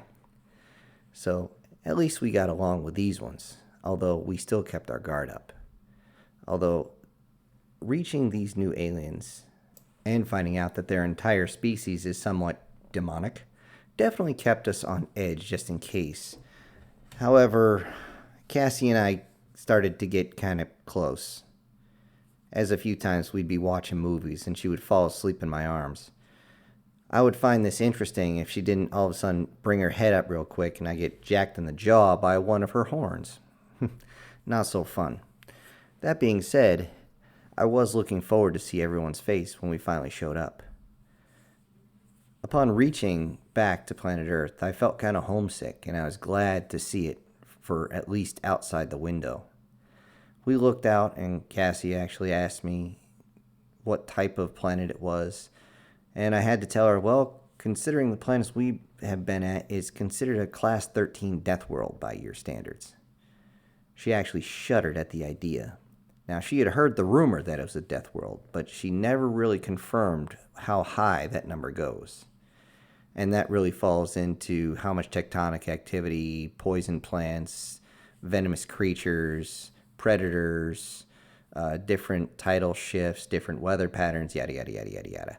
Whoever did the rating system can explain that a whole lot better than I can.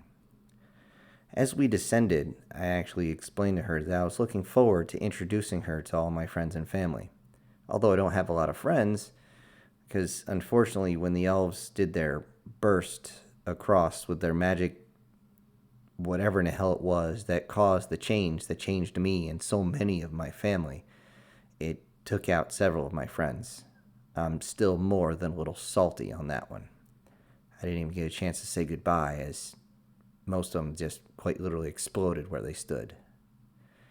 That being said, walking off the transport, we were covered in reporters, many of them using any type of photography they could. Thankfully, flashes were of little use nowadays with modern technology, and especially since magic had really cranked them up, it was very easy for them to actually take a good picture without blinding us, which I'm sure the tieflings enjoyed because their entire planet is, well, a little darker than ours. Not by much, a few lumens, but it's enough.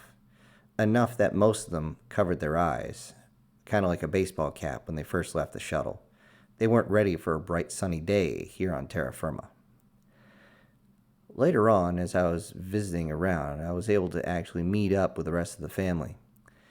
And I was actually surprised to see what had happened to my nieces and nephews. Those that hadn't physically been changed had actually started working on their magic. and thankfully had taken my advice and started going to the gym regularly, not only using magic to plus up their bodies, but also to work on their knowledge on magic.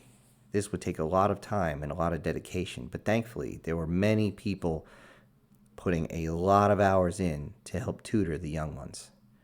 Along with that, of course, my own family was surprised to see me, although I still can't get over the fact that I'm so much taller than everybody now, and of course whacking my head on the way in through the door didn't help. All that aside, they were more surprised to see what was following me in, or I should say who. Cassie just walked in and introduced herself in perfect English. Of course, she knew it because I taught her, but still, it was interesting to see everyone's reaction. They looked at her with sheer surprise. Not only was it the fact that tieflings tend to be very well fit, shall we say, and just, okay, straight up hot. They're attractive, period. Male and female, there's almost no fat on them, and they're just shaped right. Not only that, but her skin was kind of that weird purplish. Now, it's a bit more common for female tieflings to tread more towards red than they do to blue, so that's not to be unheard of. However, it's usually males that are blue. It's just a thing. Not always. It's not a hard set rule. It's just there. Not only that, but the horns definitely stuck out. And thankfully, she didn't have to bend over to actually get her horns in through the doorway, which would have been hilarious, honestly, just to watch her thunk hit her head like a stormtrooper on Star Wars. But one of the things that really stuck out was the fact that tieflings tend to dress far more elegantly than we do. Her long flowing dress and that little bit of belt that she had to hold the thing together just made her look, well, let's just say it wasn't exactly a family-friendly type outfit, but it is what they wear, so I'm not going to argue. Not to mention, call me selfish, but I enjoy the view. That being said, one thing that put her back was my eldest niece, who was really starting to form up. Her wings kind of furled out a little bit, and her tail was nicely curved behind her. She wore her jeans, but of course she had to cut a piece out so her tail could fit through, and just kind of looked over in amazement at the tiefling that was staring back at her. One thing that did stick out to me, though, and it actually made me nervous, was the fact that I had prayed that I was wrong. I prayed that she had turned into a type of demon as I had turned into a mage. I prayed that was the case because I really did not want to have to deal with the issues that a succubus brings to the family. Holy shit. I really didn't want to deal with that, but unfortunately, I would have to deal with it directly. Because unlike the rest of the family, I could realize that one thing was going on. She was starting to develop.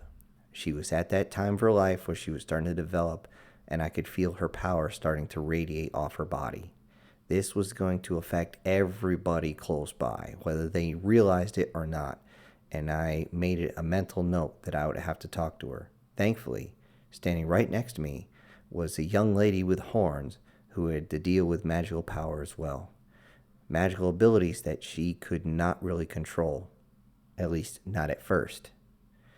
The kicker is, men and women deal with magic abilities much differently, just like men and women deal with emotions quite differently, and this is something we have to deal with.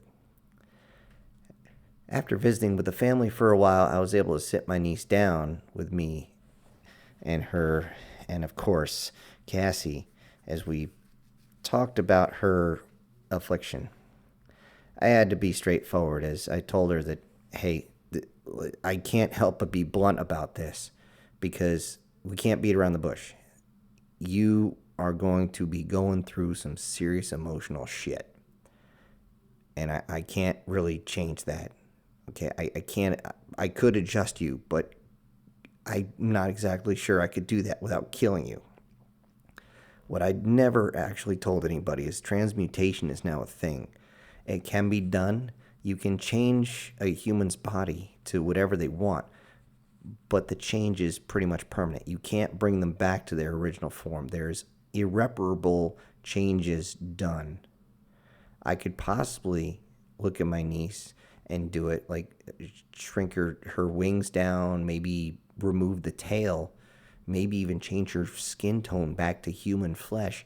But I couldn't bring her back. If I tried to switch it back out, her wings might, I don't know, she might get 2 extra sets of wings and have to suddenly flap like a freaking dragonfly or something. I don't know.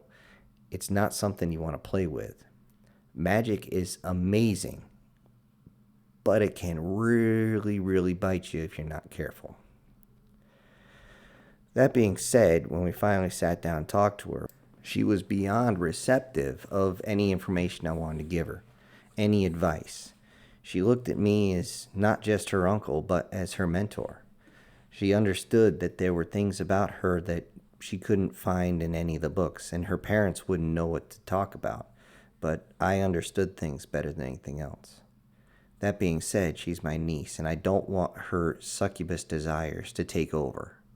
So I did my absolute best, and thankfully Cassie was there to help me out, to let her know that she doesn't have to go around and be what everyone thinks she has to be, because there will be those who want to take advantage of her, that aspect. And I'd rather that not happen, because Lord knows what's going to happen if and when she does that. However, I asked her if she just started gaining power around certain areas. And she informed me that a lot of times when she's just walking around, she'll get a small burst of energy. She doesn't know what it's coming from. It's weird. It just happens. It's odd. It's usually in public, and it gives kind of a tingly sensation. Not tingly like you're thinking, but kind of full body. Ooh, that feels like a massage around the body. Ooh. So, and I wanted to run an experiment, and I asked Cassie if she would help me out, and of course she agreed. So I reached out for the first time, pulled her in as close as I could, and gave her a big old smacker on the lips, moving my hands, of course, around her back and down low on the bottom of her dress, down to the bottom. And yeah, by the time I cupped her tail with my hand, I could tell there was a little bit more tension in the air than she expected. That's about the time I started pulling away. Unfortunately, I kind of got Cassie's motor running, but that's not what I was after. I turned to my niece and I asked her if she had received any type of feeling, if she had got the same tingles. She looked at me confused and said, yeah, that's weird. How come I got, when you guys did that, how come, why? I took a sigh of relief. Oh, thank God. See, you don't have to actually be involved in that. Your power is absorbed through sexual desire and influence. Anything that has to do with the red chakra. She looked at me weird. Red chakra? We'll talk chakras later, but just understand that any type of sexual energy that's in the area, you're going to absorb. So all you have to do is be in the general area, and you're going to get stronger. She looked at me and smiled. She was so happy that she did not have to go and be, well, what everyone thought she was going to have to be, and sneaking into bedrooms and shit. And she sure as hell didn't want to kill anybody. It's not in her nature. I'm grateful for that. However, one thing I had to remind her is that it will be extremely addicting. The power is addicting. And I also had to ask her if she had started to use her abilities, her power. She looked at me and she kind of hung her head like, no, I really don't want to. It scares me. Cassie and I both laughed at this, and Cassie thankfully chimed in, telling her that it wasn't something to be afraid of. It was part of who she is now. Cassie then showed that her demonic heritage allows her to use what we would consider dark energies. However, it's not completely dark. It really depends on how the power is used that really makes it dark. However, we'll say that blood magic is still a bit off the table, as there are different types of elves, and blood elves are actually feared among all others for what they can do. But that's a different story for a different time. Cassie thankfully took the lead in this and started to train my niece in how to meditate correctly so that she could focus her powers. And even before the night was up, she wasn't just able to focus her powers, but as she meditated, she was able to levitate herself off the ground. She felt as though she was flying. I said, "Yeah, no shit, 'cause you are."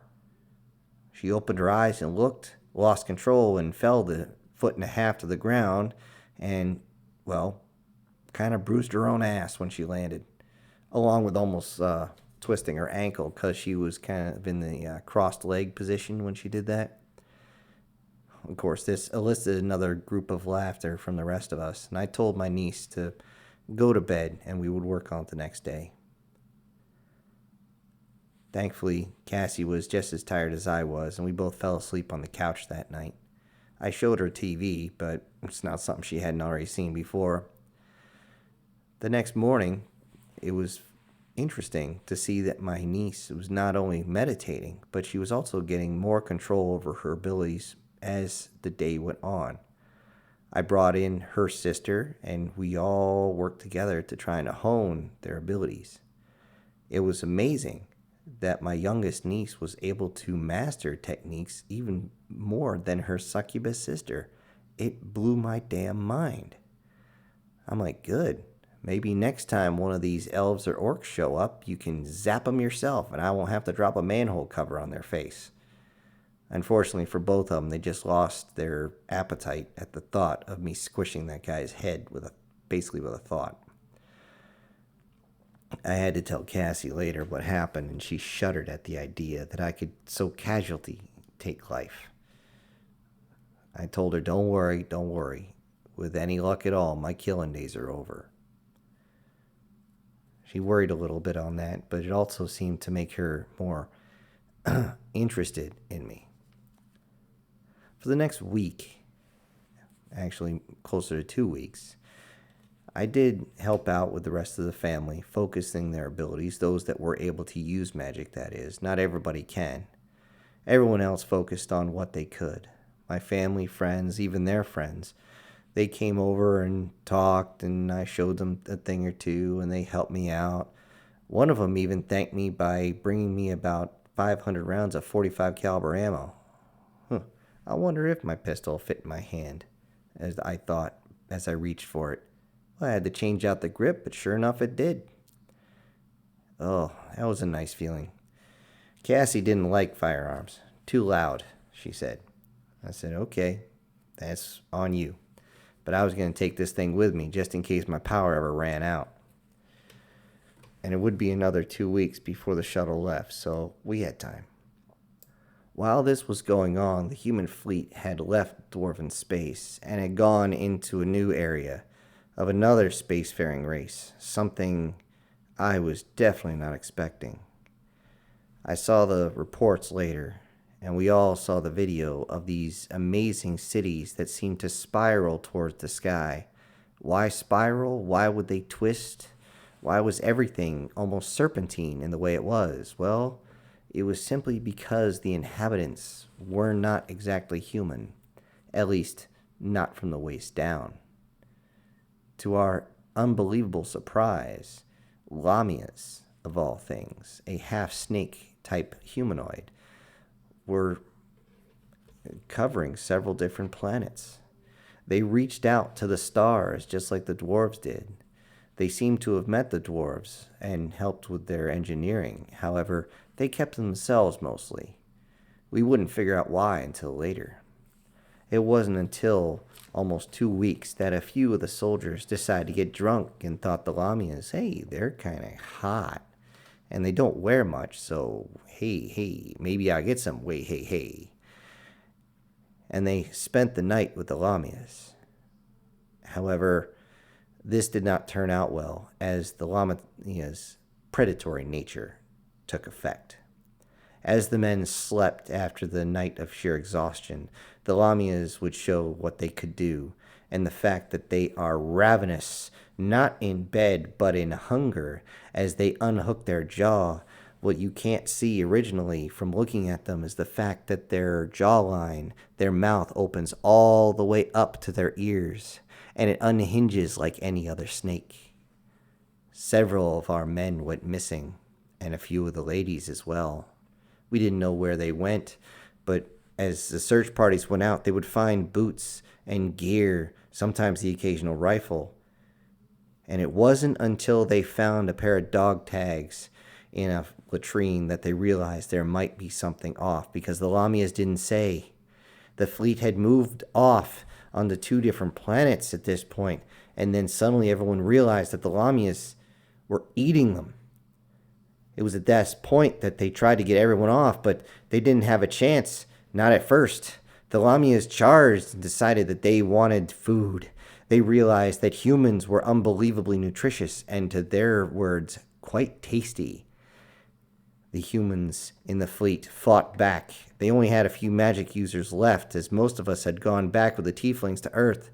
They fired back with everything they could, but the Lamias, for being part snake, were incredibly fast. They moved this way and that. They could scale trees faster than we possibly thought, and they would jump out of any type of window using their bodies almost like a coiled spring. As they landed, would end up in the middle of a formation, and before anybody could even turn their weapons around, they would grab a hold of a soldier, sink their fangs straight into them, putting some sort of agent into them.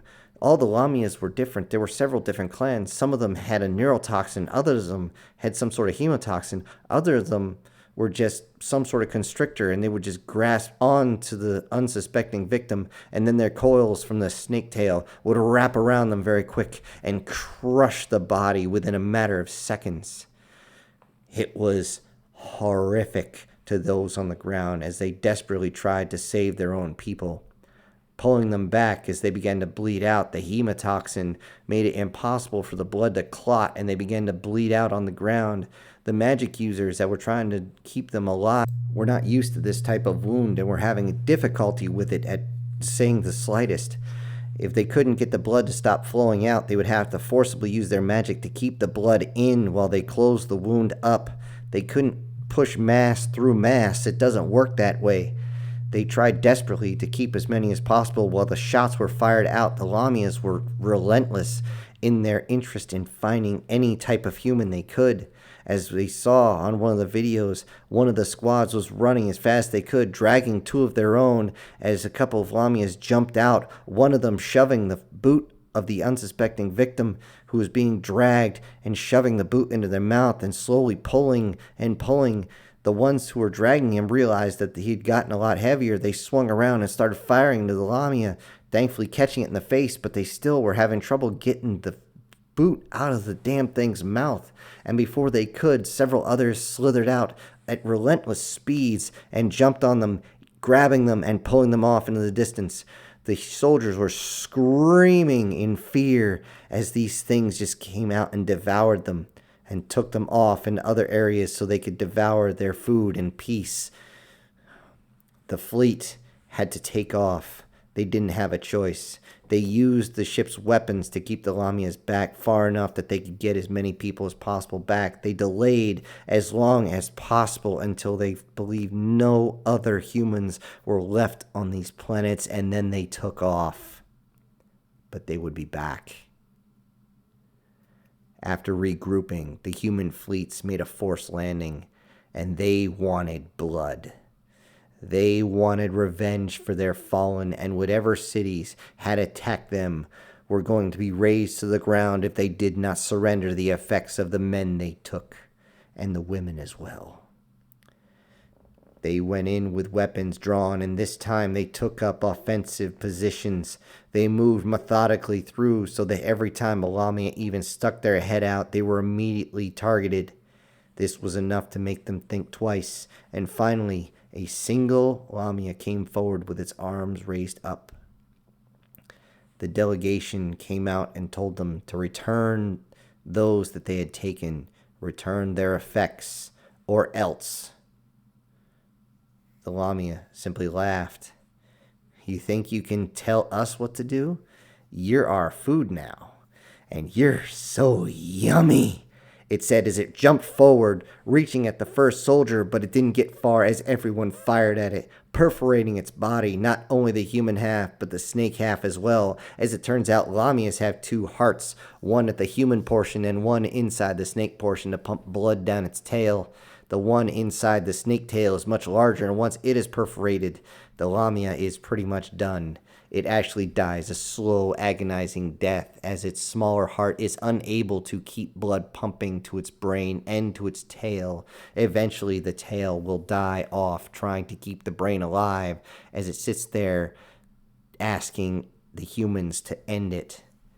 It was this, and this alone was enough to scare the Lamias into doing what we told them to.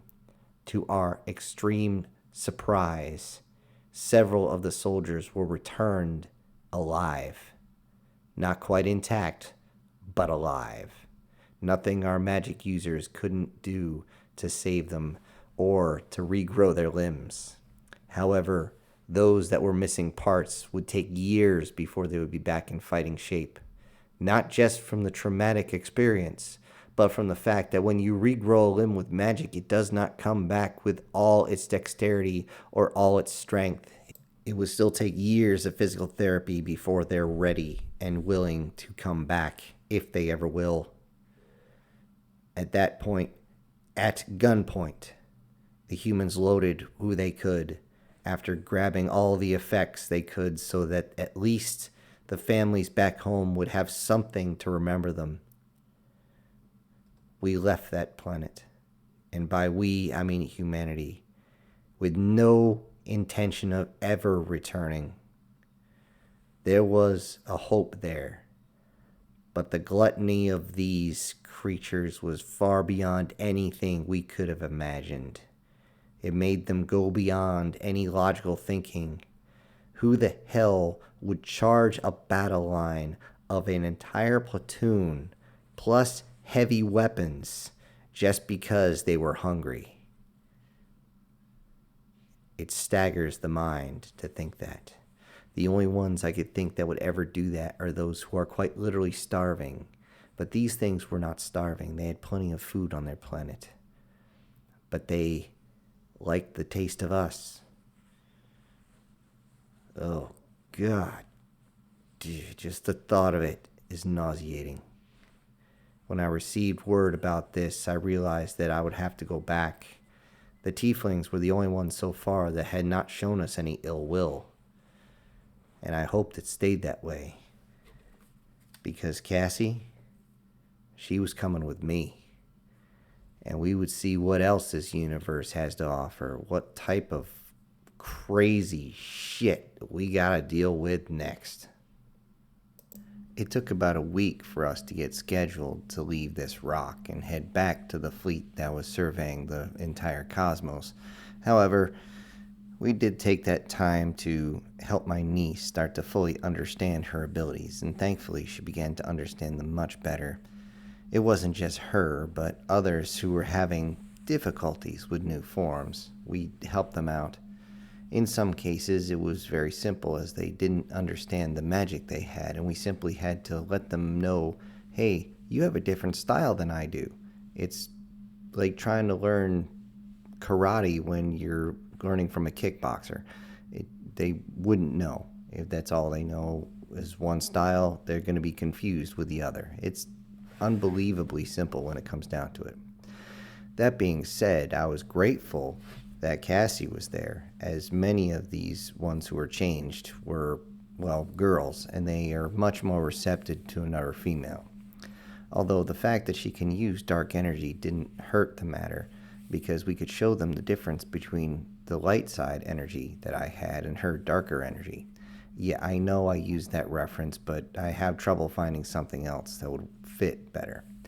See, my abilities I've shaped more towards healing than to attack, and hers, because of her genetics, are more darker in a way. At least she's not using blood magic. If she was, I wouldn't let her anywhere near me. Lord knows the type of parts I'd be missing when I wake up in the morning. Regardless of that fact, we eventually got on the shuttle, and even with the few of us who were magic users trying to pump up the engines, it would still take several weeks for us to get to the fleet. And in that time, we kept getting reports of what was happening, and what we were hearing just absolutely astounded us. As it turns out, the fleet had to jump several sectors to get away from them damn snake lady people, whatever in the hell they were. And those snakes followed them relentlessly. It seemed like once they got a taste for human, even a little part of human, didn't matter what part it was, they became absolutely voracious and would wait for any type of straggler to separate from the main group. They became severe predators, so their entire sectors became exclusionary zones. We wouldn't trade with them at all. We wouldn't even contact them. A delegation groups looked and said, "Oh, hell no. You don't have enough power to force me to go in there. Not a chance." As soon as the video surfaced of what those snake ladies and other folks did, and I keep saying ladies because they actually produce more females than they do males. It's just part of their genetics. It's about a 2-to-1 ratio, so it's much more common to see females than males. That being all said, before we could even reach the fleet, the next sector and the next species that we found staggered the hell out of me. I was not expecting this. Even though Cassie told me this is what they were going to run into next, I just couldn't believe it. I told her I'd have to see it. Sure enough, when they showed up, there was different manufactured vessels, but they almost looked like asteroids. It was just strange. You would think these were part of their moon or something like that, if it wasn't for the fact that magic was actually pushing them around. When they finally got a hold of any type of communications, we found out that technology doesn't work. You had to get a hold of them through telepathy. They were dragons. It was a dragon-based race. We couldn't believe what the hell we were seeing. It was like being out of one of those old movies from back in the day where the dragon would talk to you. The only difference is these dragons were not 3 times the size of a city bus. No. They were about, I'd say, the size of a Clydesdale was the biggest ones. That's not counting the tail, of course, or the wings. Yes, they have wings, and they reached out very far. As it turns out, dragons don't need magic to fly in atmosphere. They simply glide along like anything else. Flap their wings a few times just to get themselves going, and the tail is mainly for walking. Because they don't just walk on all fours, no. Even though they have 4 limbs outside of their wings and tail, they prefer to walk on their hind legs and stand up straight. This tends to make them loom over us. And it was actually a funny picture to see the delegation walk up and try to shake the hands of something that stood about 15 feet tall. And just looking up, and the dragon lowered its head down as far as it could to try and look the human in the eye. And I swear I could see a little bit of a smile on that face. What we found out very quickly is dragons are very subdued, excessively powerful, as we found out when a few of the guys went down to the planet. They would see a few dragons actually fighting. The dragon fire, if you want to call it that, was not fire like we would think, but more of a shiny blue, almost electric color. It was enough that when it landed, we could actually see whole hillsides began to take extreme amounts of damage. Just with a few calculations, we could find out that that dragon fire would cut into this shuttle that I'm in and cut it stem to stern. It was just absolutely crazy when you think about it. That being said, it's not just that they're very subdued as a group, but they have everything they want. They're a type of species that wants for nothing. Every time they wake up from their slumber, they eat, drink, screw, and that's about it. Then they go back to sleep. And sometimes they'll sleep for years, if not decades. The delegation was brought to their leader, and the leader had to be woken up. However, when you wake up a dragon, step back. These things get very, very, very mean when you wake them up. As in extremely mean and agitated, as they snapped at the delegation, almost eating one of them. It was kind of interesting to see that one of our delegates almost shit his pants. at the fact that this lizard that was twice his size just about, well, bit his head off. That being said, it was very surprising to see that the dragons had no interest in any of our politics or even starting to share. As I stated before, they want for nothing. They do eat a lot, but the most they do is trade a little bit of the resources on their planet with the dwarves, or trade a little bit of their power over with the elves so that they can maintain their own peace. It wasn't long before the delegation found a way to just coexist, as they were given free passage through this dragon territory. At least we call it dragon territory. The actual name is very difficult, if impossible, to pronounce by human terms, because it's more like a roar to our ears than anything else. Thankfully, our translators were able to do what they do. The tieflings that were with us actually helped a lot in that aspect. They became middle ground personnel, and that's one of the reasons why Cassie stuck around. Well, that and the fact that, again, we had started to get close. All in all, it was surprising to realize I would not have to run and just immediately start healing people like I had before. However, we found out one small issue, is that the youngest of the dragons were not nearly as, shall we say, slothful as the adults were. The adults, seemingly as soon as they experienced the little bit that life had to give them, eating a decent meal, drinking some good drink, getting a little schnook on the side, and they just wanted to sleep. They were very, very slow moving, unless they wanted to move. There was an issue with a couple of the small ones that wanted to go out and explore. However, they did have an issue with our magic. And that being every time we used our magic to jump in and out of their sector, they could tell. They said it was like somebody shook them at night. Mentally, that was. Almost like somebody called out, as if you heard somebody screaming in the apartment down the hall. It would just kind of disturb their slumber a little bit. But with a little convincing, we told them it wouldn't be too much of a problem. By the time I reached that area, the convoy had finally started to move out of the dragon sectors, which was 5 sectors long, which was very large, especially since they didn't want to move much. They only expanded once every few hundred years, if that. So it was very easy for us to find our way across. Upon reaching the main group, I was introduced to one of these young dragons that was very, very interested, didn't want to sleep, just wanted to play, and was very interested to see how a magic user like myself would be able to operate. She actually thought it'd be funny to try and test her dragon fire against me, and I had to remind her, we're inside a ship floating in the vacuum of space. You want to do this? You want to do something stupid? We can just open up the cargo bay that you're sleeping in, and you can vent out inside the space. I'd rather not destroy this entire ship because you're bored.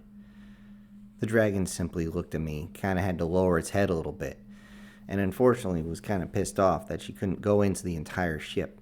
However, Cassie had an idea, something I really didn't even think was possible. Now, I had read the old ancient stories about transmutation and transmogrification, if I'm saying that right, but I didn't think that we could actually pull it off. I could think that the amount of energy I would need just to heal somebody who had lost a limb or two was so draining. I was wondering if I could do this to a dragon. I mean, that's a big change. That's going to put me into a coma. Although Cassie told me that it was possible as long as more than one person is doing it. However, this was really up to the consideration of our dragon friend herself. Turned out we had to give her a more human name because, again, we could not pronounce it. So Talina was the name we gave her, which is as close as we could get with a human tongue to the way her name was pronounced. Talina mulled over it for several days and then eventually stated that, yes, she wanted to change. However, I had to warn her that given the amount of energy and the changes done, she might not be able to change back. If this was true, she may never find a dragon mate because they might not find her attractive anymore. This put her back, and she decided to sit and talk with Cassie in private for a while. I have no idea what the hell they talked about, However, after another day, Talina said that she was willing to do so. And this we had to do on planet. We could not do this inside a ship.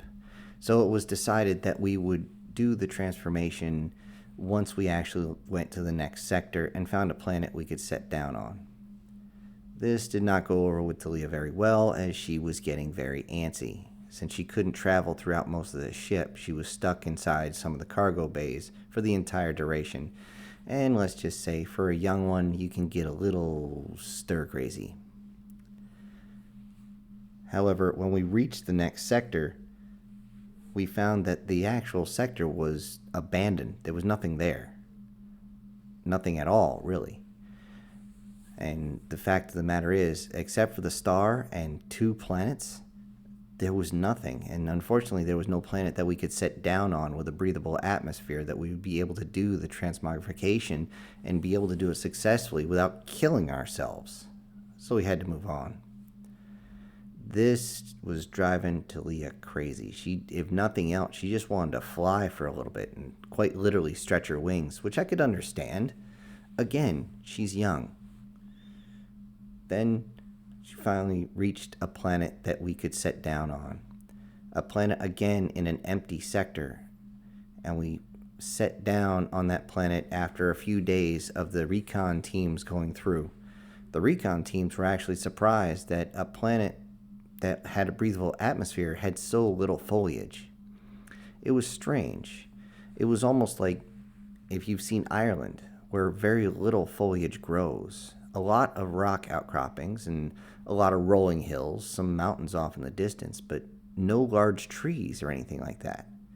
When we got to the ground, I was again amazed that we could breathe. However, the air was a little thin, at least thinner than what I was used to. This was enough, though, to allow Talia to at least fly around a little bit. She wanted to reach out and she wanted to stretch. She wanted to actually burn some energy. Freaking kids.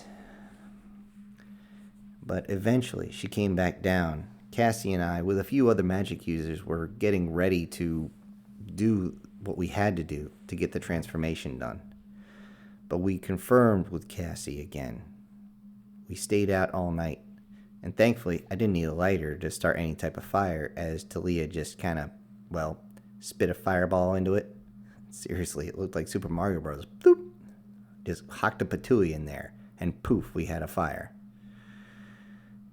The next morning, after everyone got a good night's rest, we got ready to change Talia. Talia was a little apprehensive, but still willing to go through with it. What I was not expecting is what happened.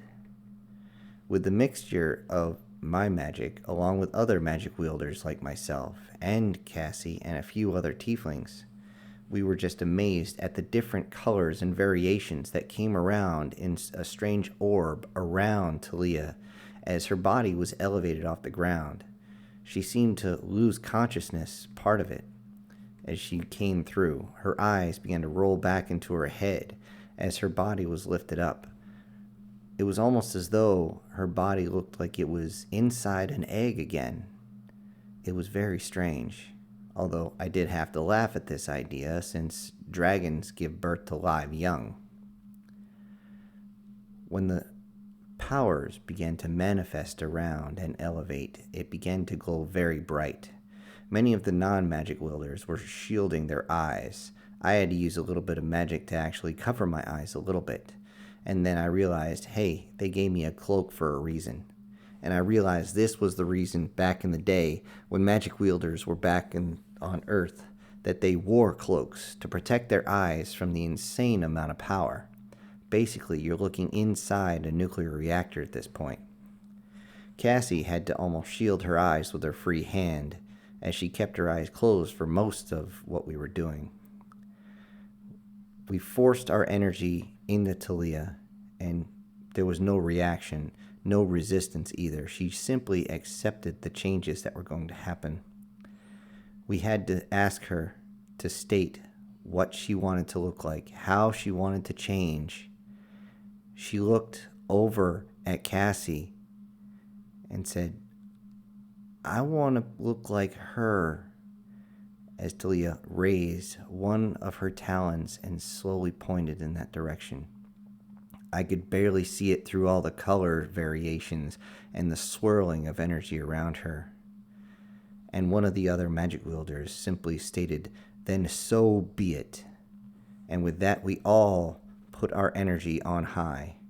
The draining of power that it took was that of running a 10-mile marathon at your 90% speed the entire way.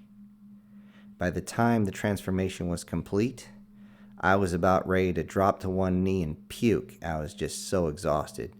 Everyone else was breathing extremely heavy, and even Cassie fell down on her butt, actually landing on her tail and saying ouch because she landed sideways. When we went up to see our work, Talia was standing there, at least for a moment, and then she collapsed to the ground. We ran up to see what was going on, and we could see that she was, in fact, what we used to call a dragonborn. She still had her horns. She did look a lot like Cassie at that point. She had a tail, but it was much, much wider, much more muscular than Cassie's. And the main difference was Talia retained her wings. Though her wings were not nearly as large, as she did not need massive wings to fly anymore. Her wings had moved slightly, maybe about one vertebrae, as, well, dragons are more set in the center because the way their bodies are designed, the weight is distributed. Now that she had more of a bipedal humanoid look, and as a female, her wings went farther down her back. Yes, I know where most people's minds go to this, and yes, succubus do have their wings that low too. Mainly because, again, for them to fly, they must balance their weight.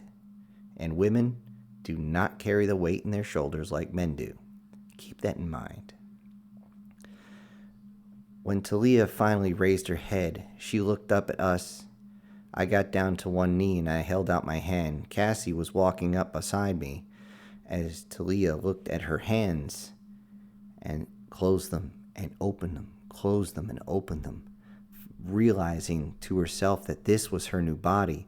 She looked down and began to feel all over. I turned my head a little bit in a little sense of modesty. And thankfully, Cassie had thought about this and had brought up a blanket and put it around Talia. Talia actually took it, tossed it off, and said, "Why'd you do that?" as she stood up, showing her new form.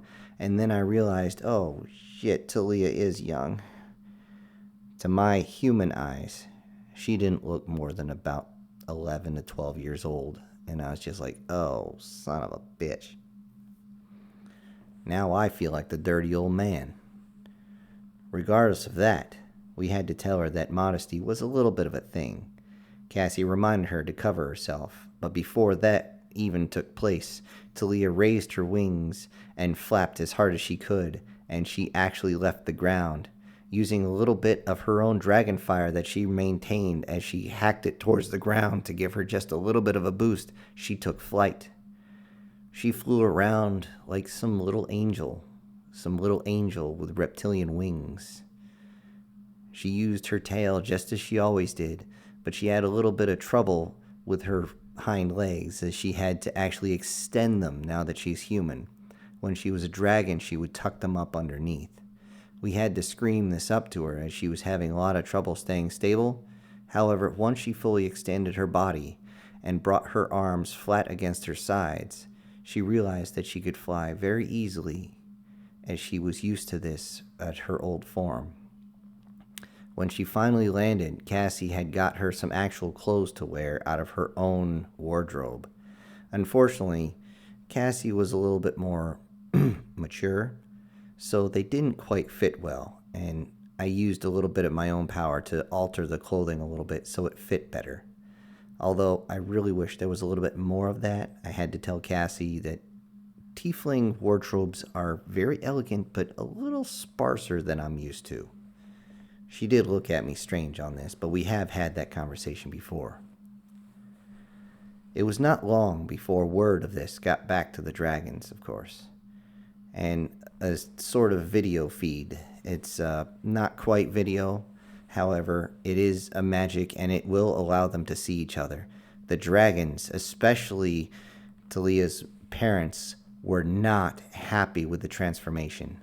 They were angry at us, very angry, and told them in the delegation that they could not even come close unless they returned their daughter to her original form.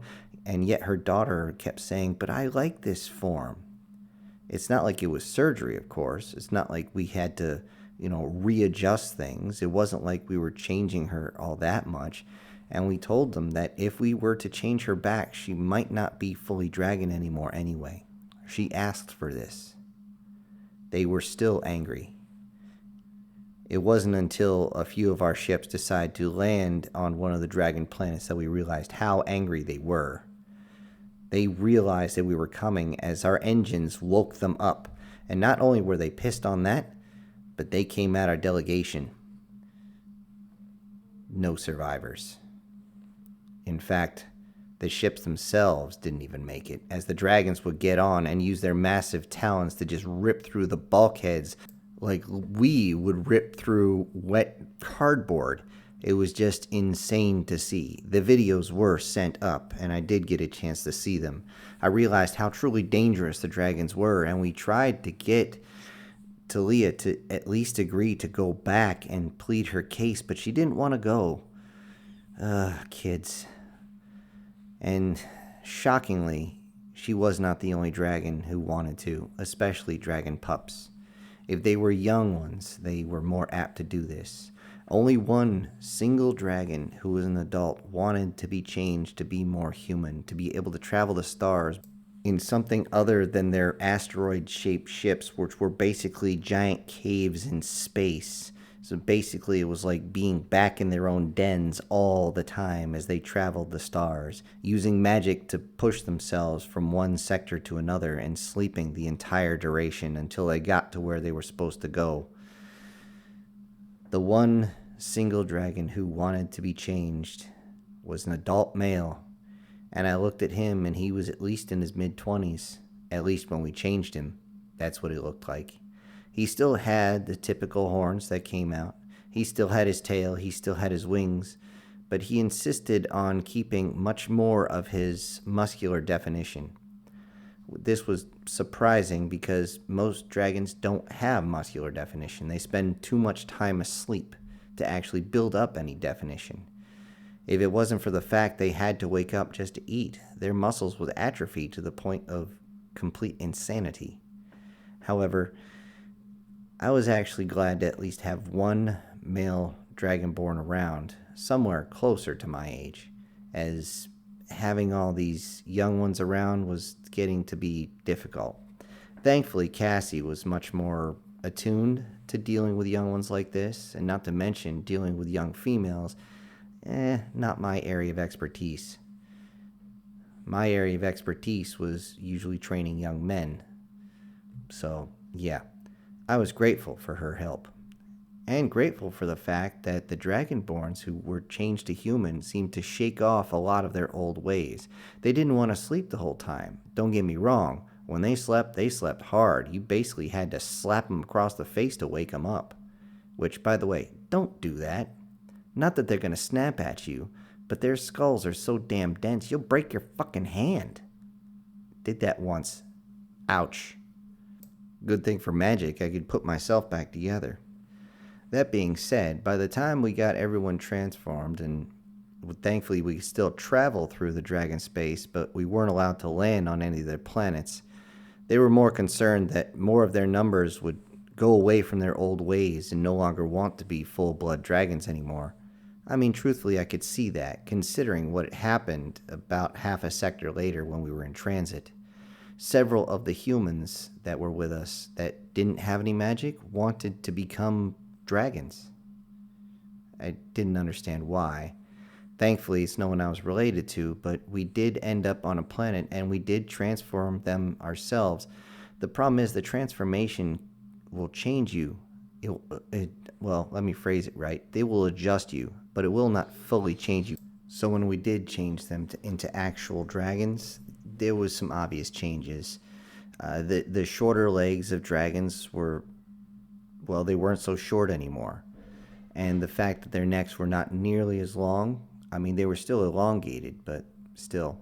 And along with the fact that the horns were not nearly as accentuated, but it didn't matter so much. In all honesty, it just seemed like they were more, by dragons' perspective, they were just a bit more feminine. That's all. That being said, we did end up dropping them off on one of the dragon's worlds and trying to placate them to say, look, we still have people who want to add blood into your ranks. They were still not happy, although it seemed to calm them down enough that we could still travel through their space without worrying about them launching one of their giant space rocks our way. As strong as our weapons are, there's only so much debris we can shoot away before we definitely have to run like hell. But that's a story for another time. Eventually, we would go into a section that did not have dragons. And this was a section that made my wonderful Cassie very, very nervous. Because the species we found there, with their little ships that seemed to buzz around us like crazy, almost like gnats, was something I was not expecting. And what we found down there, I don't know if I can consider it heaven or hell. I will say, when we found out who, or I should say what, we were going to deal with next, and was given a description, I had to look at Cassie and say, are you fucking kidding me? Before the fleet even ended up in the next sector with the next species, a bunch of us got a briefing on what we would find, and I was hoping they were kidding, because I kept asking, you're kidding, right? Apparently they weren't. Cassie and Talia and everyone else were simply telling us how the next one was a whole bunch of goblins. At least that's what we called them. They had a different name, which was extremely hard to pronounce. I swear, every other... It is impossible for me to even say these damn words. I can understand it just fine with translation magic. The problem is getting my tongue to move the right way to actually pronounce it right. But these goblins, as it would turn out, have a whole bunch of different type of clans or sects to them that really make things difficult when it comes to dealing with them. Which is mainly why we had a lot of confusion when they were first being explained to us. And since I got a good idea now, I can explain to you very, very easily. As it is, there are several different types of goblins. Most of them are only about 3.5 feet tall. Yeah, maybe eye level with your belly button for most people. That being said, they don't all have purely human features. Some are a little thinner, some are girthier, some have only 3 fingers, most have 5, some have black, like really pitch black, like raven hair, others have a type of red. Each of these actually plays into the different type of clans they have over there, and we would learn very quickly that each one of these would actually change the way you had to deal with them. Now, another thing to understand is that they do have a type of hierarchy. We found this out really quick, as when we entered this sector, we were pretty much swarmed by a bunch of their ships. Not that they were firing at us, mind you. I want to say that quick. They were interested. They were extremely curious at what was showing up at their doorstep. Granted, this entire flotilla is maybe 12 ships at most. It depends on who is going back to Earth and if we have everybody here. At the time when we showed up, we had 11. And we had another one jump in about 6 hours later. Then we had to deal with their language, which is very, very confusing. It's a lot of pops and clicks and a lot of like kind of strange throat noises, which is extremely difficult for a human to actually mimic. However, it didn't take long when meeting one. I asked it through the tieflings if we could use translation magic so we could understand them. And of course, they were more than willing to do so. This made things very easy, thankfully. However, Cassie was kind of on edge every time we were near one, and I couldn't figure out why. She kept doing something I never thought I'd see her do. She actually would tuck her tail inside her legs, and it would be coming up front, and she was just kind of holding the end of her tail up against the front of her abdomen. I kept looking at her, and I asked, "What are you doing?" She goes, "Just in case." I was like, "Just in case? Just in case of what? You afraid you're going to shit your pants?" A few of the humans got a kick out of that, and Talia, she had completely no idea what I was saying. However, she was instructed to do the same thing with her tail. The only problem is Talia's tail is much larger, much girthier. They're both about equivalent to the length of their bodies, but Talia being so small, you get where I'm going with this. Regardless of that, we were invited by their own version of a monarchy to come down and converse with them. Of course, we were not the first ones to land. They never allow us magic users to be the first ones in. At least not ones with the same status as me. We're considered kind of precious cargo, VIP, however you want to put that, simply because our ability to wield magic is far beyond most everyone else. I could understand them wanting to keep us safe, but I'll tell you what, it gets annoying when you constantly have people saying, "This is above your pay grade." Motherfucker, I could atomize you with basically a thought. Don't tell me what I can and can't do. Although, to keep things calm, we decided to go down after the first wave had landed. As we landed in their major city, we found out that, yes, because they're small, it was very difficult for us to walk around. In actuality, if I stood straight up, I was walking in and seeing their second floor windows, and I ended up looking a few of them right in the eye. And I found out real fast that modesty is not really a thing with these goblins. It didn't matter male or female. They were all sparsely dressed. Dressed nonetheless, but they were still sparsely dressed. And for some reason, they seemed to be wearing what they would consider their Sunday best. And what I mean by that is very decorative.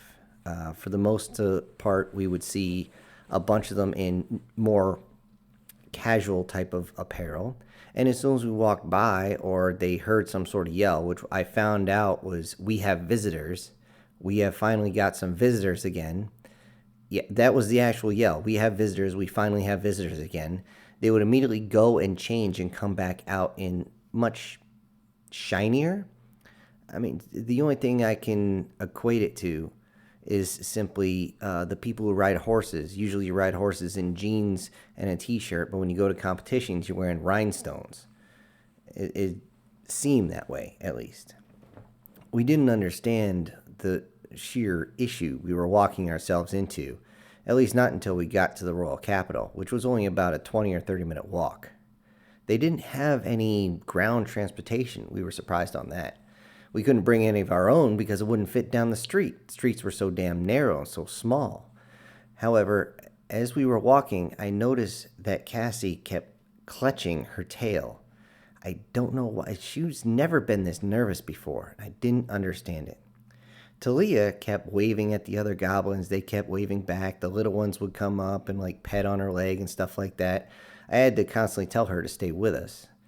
I mean, she may be in human years, a good 75, 80 years old, but honestly, she still acts like she's 10. And to me, that's what she looks like. So let's face it, my protective instincts were kicking in. Wouldn't yours?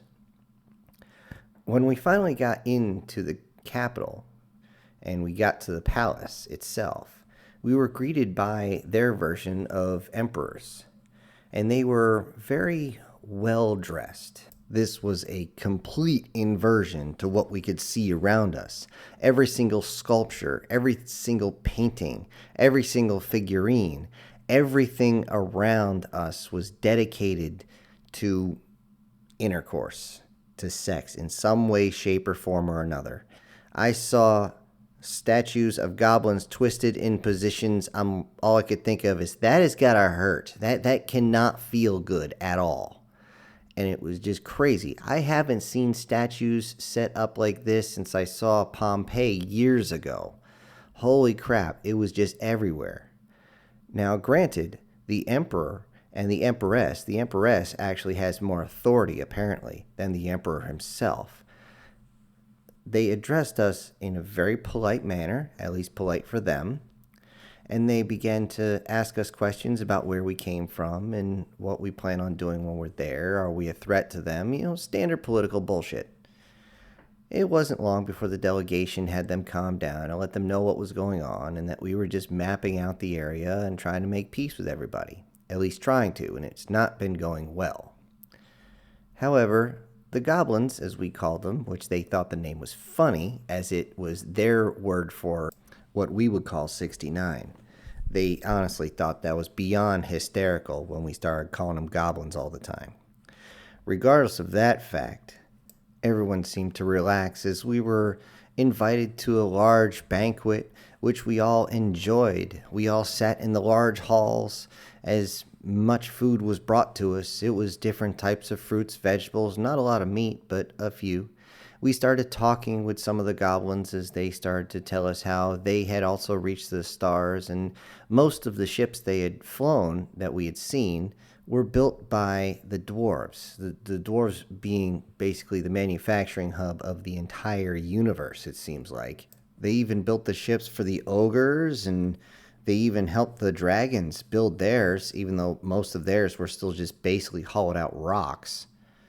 The elves even went into the dwarves themselves, but more to kind of show off elf technology compared to dwarven, although apparently it hurt their pride a little bit when dwarves were very quick to modify their technology to be better than elves, which kind of pushed the elves farther along to try and repair their own pride. Yeah, fun stuff. Nothing like a little competition to really speed destructive engines along, isn't it? Towards the end of the banquet, we were finally reaching their version of dessert. Now, at this point, Talia had just stuffed herself. In actuality, I could see that her gut was sticking out a little bit. It was kind of a side effect of being from the dragon race. Her and the rest of the Dragonborn were able to just cram an unbelievable amount of food inside them, and their bodies would actually stretch a little for this. And they wouldn't stop eating as long as there was food in front of them. Reason being, the more they ate, the deeper the food coma was. I just had to lower my head and shake my head. Oh, geez, I'm going to have to carry her back, and she's going to weigh a ton. Thank God for magic, I can just elevate her. However, during the whole time, I figured that we would be eating, drinking, having fun. Cassie did not touch her goblet one bit, and she barely ate her food. She was nervous the whole time, and every time I asked her, she kept saying, "I'll be fine, I'll be fine." I know she picked that up from me, the phrase, "I'll be fine." But I kept holding her a little close and rubbing her other arm, just letting her know, okay, I'm here, don't worry. Nothing bad is going to happen. We're among friends. I can tell we're among friends. However, if I knew what was about to happen, I would have grabbed both of them and ran for the fucking door. When the dessert was given to everybody, it did not come out exactly on a tray as we would thought most of the other food did. Although trays did come out, the trays had naked goblins on them, male and female, all covered in different types of desserts. And it was apparently customary to not reach out and grab a finger's worth and deliver it to your mouth, but instead to lick the dessert off the goblin that was laying there. These were usually high status goblins, as this was as their version of honor. I was in complete shock at seeing this. What in the hell, as this, I have no idea how to judge age, but she didn't look more than 20-year-old goblin, was laid in front of me, sitting there with her legs in kind of what they used to call Indian style, with different confections strategically placed down her body, and that crazy grin she gave me. I don't know whether to be excited or scared. I looked over at Cassie. I was like, "Is this what you were afraid of?" She looked at me and said, "Oh no, it's about to get so much worse." The hooting and hollering from the soldiers is when I realized we were in deep, deep shit. I reached over, I grabbed Cassie by the hand, and I grabbed Talia, and I tried to excuse us as Talia tried to reach out and just grasp a hold of the dessert, which was obviously a sugar-filled confection, and shoved some in her mouth. But the little female goblin actually waved her hand and said, "No, no, no." And she just pointed at her mouth and said, "Only this," then stuck out her tongue and pointed at it. And Talia, being a dragonborn, this is not something she would shy away from. She's used to just grabbing things with her teeth. I don't think the young female goblin realized what she was dealing with when Talia almost took an entire chunk out of the goblin's thigh. I had to pull her back because she thought the goblin was actually giving herself as a meal, an actual meal. And I tried to tell her, no, no, no, no, no. This is not for us. We gotta go. We gotta go now. We have to go now. By the time I even got to the door, maybe a half a dozen others had tried to reach for the door, but the door was actually barred and locked. We're like, what in the flying shit is going on? By the time I turned around and looked, things had escalated into a full-blown clothes are no longer an option type of situation. And I'm just like, what in the hell is going on? I looked at a few of the goblin guards who were holding a type of projectile weapon, and I asked, okay, can you explain to me what the flying fuck knuckles is going on? Tell me why are you doing this? They were confused. This is our way. And please explain it to me slowly so I can understand. For a moment, I actually had to pull Talia back because she thought, oh, that might be fun. I'm like, no, you may have lived longer than me, but you were definitely too young for this shit. And I held her close. I actually had to basically hold her up off the ground and fight her wings as she kept trying to push away. That was not fun as they kept slapping me in the face. The goblin guard, very politely, which I appreciated, told them that this is the way banquets always end. Goblins are very promiscuous, and yes, they have a completely different word for it, but I really don't want to repeat it. And yet, their ability to produce children is very, very low. The reason they want new groups to come in is that it allows new DNA, new blood to flow into their ranks, and it makes it a whole lot easier for them to actually reproduce. And then I looked over and realized, yeah, they're going to get a lot more than blood. They're going to get filled out like a job application. A few of them already were. When I told the guard I would not be participating, and neither would the girls that I was holding, he got a little mad and called over his chief, and the chief told us that it was a great insult if we left. I was like, in our culture, what you're doing is a massive insult because this is my woman here, and I am protecting this young one. They didn't quite get it. They didn't understand because, again, not part of their culture. However, I did end up showing them that I had a little bit more than just my voice to use, as I levitated the weapon out of the guard's hand, spun it around as though I was using the force, and pointed it at the chief's head. And I just asked very politely, now, will you let us leave, please? With a small wave of his hand, the other guards unbolted the door, and those of us that wanted to leave got the hell out of there. The moans and screams of pleasure that were coming out were almost frightening. I didn't know if they were fighting or if they were, you know where I'm going. Regardless, by the time we even got back, word had spread. Actually, it had spread to the entire town because it seemed like almost the entire fleet had come down for rest and a lot of relax over and over again. As I'm walking by, I could actually see my nephew. He said, oh, yeah, I slipped. I'm like, yeah, you slipped. As I showed going, yeah, you slipped over and over and over again. Yeah, okay, we're out of here.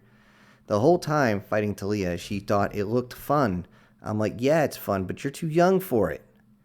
She looked and again stated how old she was. I said, yeah, in your years, you're that old. In our years, you are extremely young. You're not developed enough either. They'll actually do some damage to you. She didn't understand what we were talking about until we saw a group. Oh, God. Ugh. I just threw up my mouth a little bit. Oh, jeez. Let's just say one human female was enjoying more than she expected. Ugh. By the time we got to the ship, I just looked over and said, okay, we're staying in here till the ship leaves. And I went to the pilot. Unfortunately, the pilot wasn't there. I looked out the cockpit window, and there was the pilot on the tarmac. What in the hell have we gotten ourselves into? What the... Huh? The few of us that were able to actually maintain ourselves because we were in relationships, and usually those we were in relationships with came with us, got back to our respective vessels and tried to hide as best we could.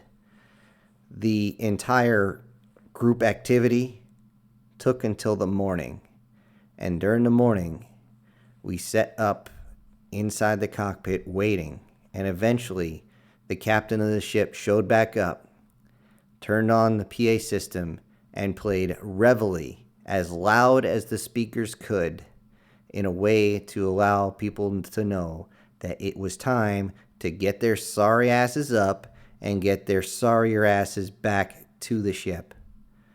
Well, it might not actually been a fight, but we kind of lost a few guys. A few of them either burned themselves out at night, and what I mean burned, I mean they actually burned out completely. We found a few of them in a coma. However, others just didn't want to leave at all. They just wanted to stay. Male, female, didn't matter. They just didn't want to go. They were having too much fun. And I suddenly realized as I looked over to Cassie as she was still clutching her tail why she had been holding on to it so much. Apparently, if tieflings ever landed on this planet, it was almost impossible to get off of this planet.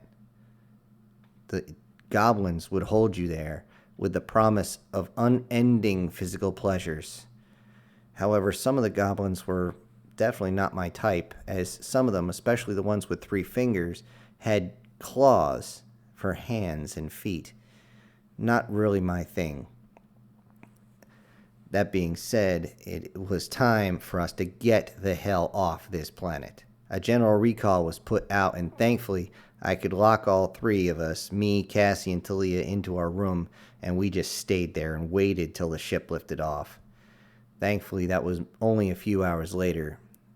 However, when the final count was done, our losses were equivalent to that of what we lost in combat.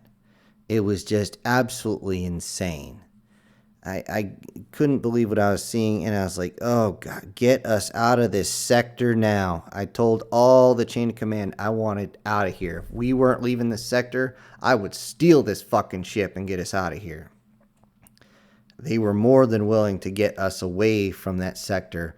Unfortunately, we would have to consider those that stayed behind to be a loss. I know what the humans can do. Even if you're magic wielders, there's only so much energy you can lose before your body just collapses and crashes. And we needed to go. We just had to go. And I will have to say this, that my resistance to those urges were only withheld because I had my woman at my side. If it wasn't for that, I might have fell prey to that as well. Oy, the pull of lust is hard. No pun intended. When we finally got out of the next 4 sectors, which surprisingly the goblins went even farther than we expected, they spread out very far, and we figured that they would reproduce far faster, but as it turns out, when we started looking into it, the reason they wanted the new blood is because after a while of mixing all the different goblins together, they had kind of sort of stagnated, in a way. They kept to their own clans normally. They didn't intermix all that much. When they did, there was a massive explosion of population. However, it was not exactly socially acceptable to be going into another clan and mating with another. Though fun, I'm sure, it just wasn't part of their culture, so we had to be very, very careful of that. The fact that they actually had an emperor and empress was surprising, as they were the highest ranking clan as they possibly had. I still don't quite understand their culture and the way their society is set up. It's been explained to me several different times. I still don't get it. All I know is this: the Empress always comes from a certain clan. These clans are the most human ish looking ones. They're slightly tall for goblins, which they come up to about 3'8" or 3'9". They're usually slightly girthy. However, their bones are not misplaced like you would see a human with dwarfism, but they walk normally. Think of like a halfling and you'll get pretty damn close. That being said, they don't have miscolored eyes. They're very similar to us, even though some other clans have almost black eyes. They look almost like wolf eyes with that yellow iris. But they always have red hair. I don't know why that is, but the Empress always has red hair. Some of her subordinates have jet black hair, but the Emperor and Empress always have red hair. It seems to be some sort of marker of nobility. I don't get it, and I don't give a shit. All I know is we had to get out of there, but holy crap. We went from probably the most lust-filled group of Xenos I've ever even thought was possible, and before we knew it, we were in a sector with something that I kind of wish we had never, ever even heard of. However, before that, we did end up stumbling across one small planet that surprised us. In a sector that was basically looked like it was abandoned by everyone, we found a single planet with a group of creatures. All I can think of is calling them beast personnel. Okay, it's kind of weird. They are humanoid, yet they have extremely high amounts of animal features. In particular, feline. They didn't seem to talk much. They do have a strange language, but we didn't quite fully understand them. Even with my translation magic, I was having a lot of trouble understanding them. Eventually, it came down to them asking us to change them. We had to explain that adjusting even one of them at a time takes a couple of hours and is so completely draining. Last time I did it, I dropped to my knees and puked, like I had just run the 2-mile track at a sub 6-minute pace. It's extremely draining. However, they began to beg us to help them. We didn't figure out why. Well, not until we saw what was in the next sector. The majority of us magic users were still behind with our new beastkin, I guess you could say, allies, although they seemed to simply want to hold on to us for some reason.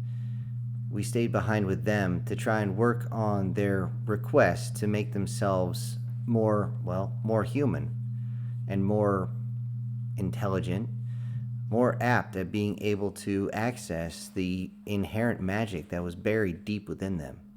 It was very easy for most of us magic users to actually see that what had happened is somebody had locked it away. Now, you would think this would be a simple step of just releasing it. However, it comes down to the fact that if you release the floodgates too fast, it can destroy you. And there was a very similar reaction of what would happen back when the humans decided to absorb too much power and release theirs. I was lucky in that they could release enough of my, shall we say, locks to allow me to become what I am, along with several others. However, it would take time for these new beastkins to actually be able to break their own locks. They would have to be able to manage their own physical abilities so that they could finally reach out to their true potential. However, we could not break it for them, not without killing them. So as we stayed behind and began to try and transmute each of them one at a time, that is, those that requested, only by request will we do this. But as we transformed each of them into a more humanish shape, which, yes, did mean that they still retained their more animalistic ears, sometimes nose, and always had the tail. Sometimes they even kept their more animalistic feet, but that was individually inclined. Many of the males decided to keep a bit more of their animalistic features than the females did. The females thought it would be, well, pretty to change themselves, and many of the other magic users were, well, I don't know how else to say this, they thought it was hot. Especially when we found one female that was, well, turned out she was middle-aged, but that didn't matter. She was basically a foxy lady, yes, I'll put that in quotes, and she decided she wanted to be changed as well. Well, I had no problems helping her out, even though I could only transmute one person per day, because as I stated before, it is exceptionally draining. I don't think I've ate that much food ever and still lost weight. But when we changed her, somebody thought it'd be a slick idea to add an extra tail or two. She was a little ticked off at that at first, until she realized that it seemed to get a lot of attention, and we all know about ladies and attention. That being said, after about a week or two, we had a distress call come in. We ran immediately to find out what was going on, and it turned out the group had come into some sort of trouble in the next sector. So we rushed to go help out, and we were getting mixed reports of other humans. But what the hell would other humans be doing way the hell out here? Was it elves? Because elves can be mistaken for humans very easily. They said, no, these were not humans. These were, oh, I even had trouble saying this. They were fucking vampires. No, not the sparkly type, but actual vampires. When the group landed, it turned out that they had sent out an envoy to go speak with those in charge. The vampires that were there were stuck on a planet that was basically shrouded. They had very, very little light coming in, and they didn't like to spend a lot of time outside. To them, even spending a little time in what they called a blood moon, which reflected off their red sun, was about the same as one of us going out on a bright, sunny day at 2 in the afternoon, 1 to 2 in the afternoon, with absolutely no protection on our skin. They would burn. So they were mostly subterranean. However, these suckers, well, they had magic, and they used it. Surprising everybody when these vampires came out to talk to them. They came out in the most debonair fashion. They had that same old look that everyone knows, and as I watched the video of somebody's camera, I was starting to think this has to be cut from some sort of TV show where the CGI is just really good, because there's no freaking way this is real. Sure enough, they came up and were polite, invited the envoy into their homes. They sat down and talked and were offered a drink. However, the envoy was hesitant to drink anything with the color red because they immediately knew what they were facing.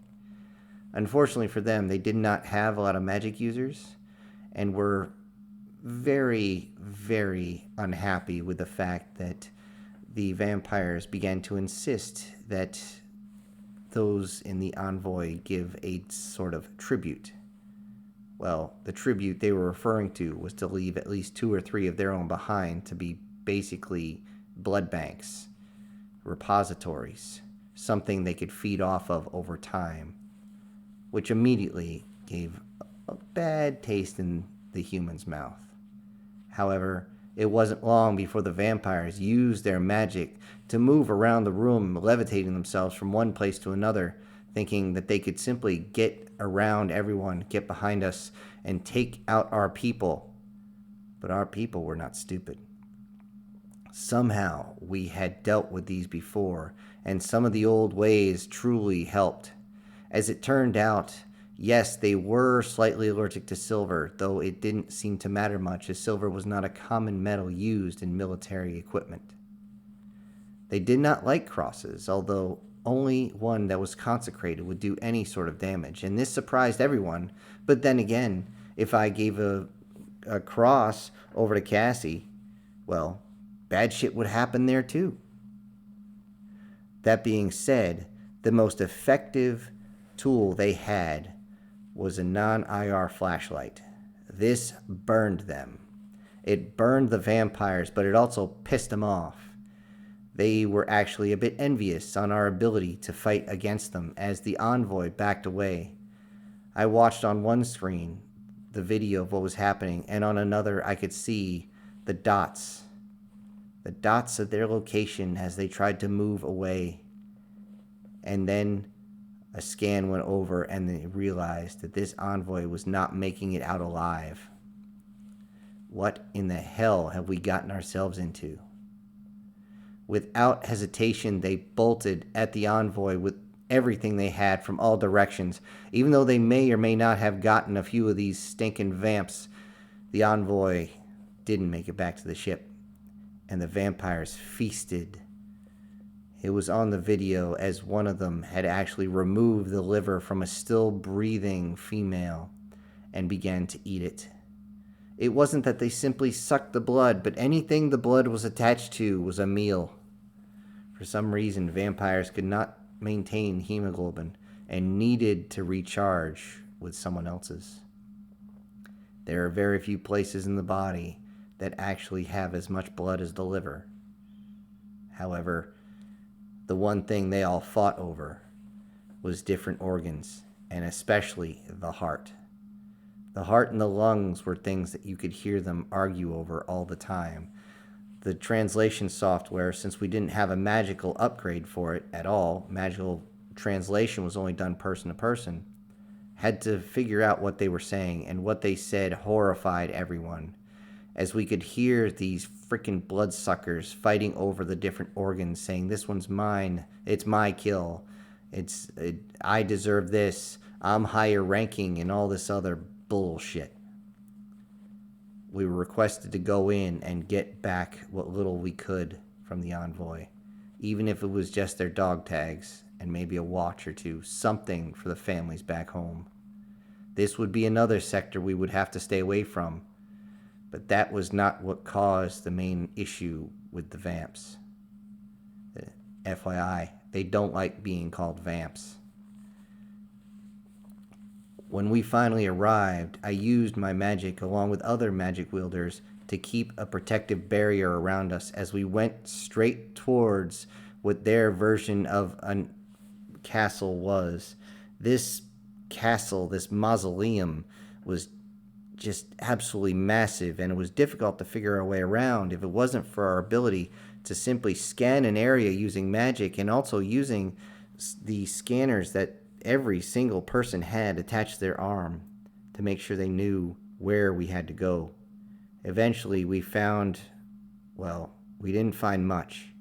A few scraps of clothes, and we knew the vamps were close. The one in charge of our group screamed at them to return the effects of the fallen, and the vamps simply laughed. But they wouldn't be laughing for very long, as one of the soldiers dropped a flashbang grenade and yelled, "Cover!" before we all moved our eyes away. The shield itself is able to protect us from the concussive blast, but the light itself would still come through the shield. With that, the vamps began to scream in absolute pain, as they seemed to have much stronger acuities when it comes to sight and to sound, and began to drop from the ceilings and around corners, grasping their heads. They started demanding to know what we had done, what magic we had used. And one of our men looked and said, "That wasn't sorcery, you dick. That was good old-fashioned science." It looked at us, almost with a sheer hatred in its eyes. You dare to face us with something other than magic and sorcery?" I looked at him and slowly used my magic to raise him up by the throat. Yes, I did do a force choke on him. and then launched him against the wall. I figured this one was probably the one in charge. And I screamed, "Where are their effects, asshole?" It did not want to even say anything until I started squeezing its torso very, very slowly. It could feel as though a vice had begun to push from both sides of its rib cage, and it began to talk only as it heard its ribs begin to crack. Everyone told me to calm down, but the only one that could calm me down was Talia, who had insisted on going with us. She looked and said, "This is why we don't come over here."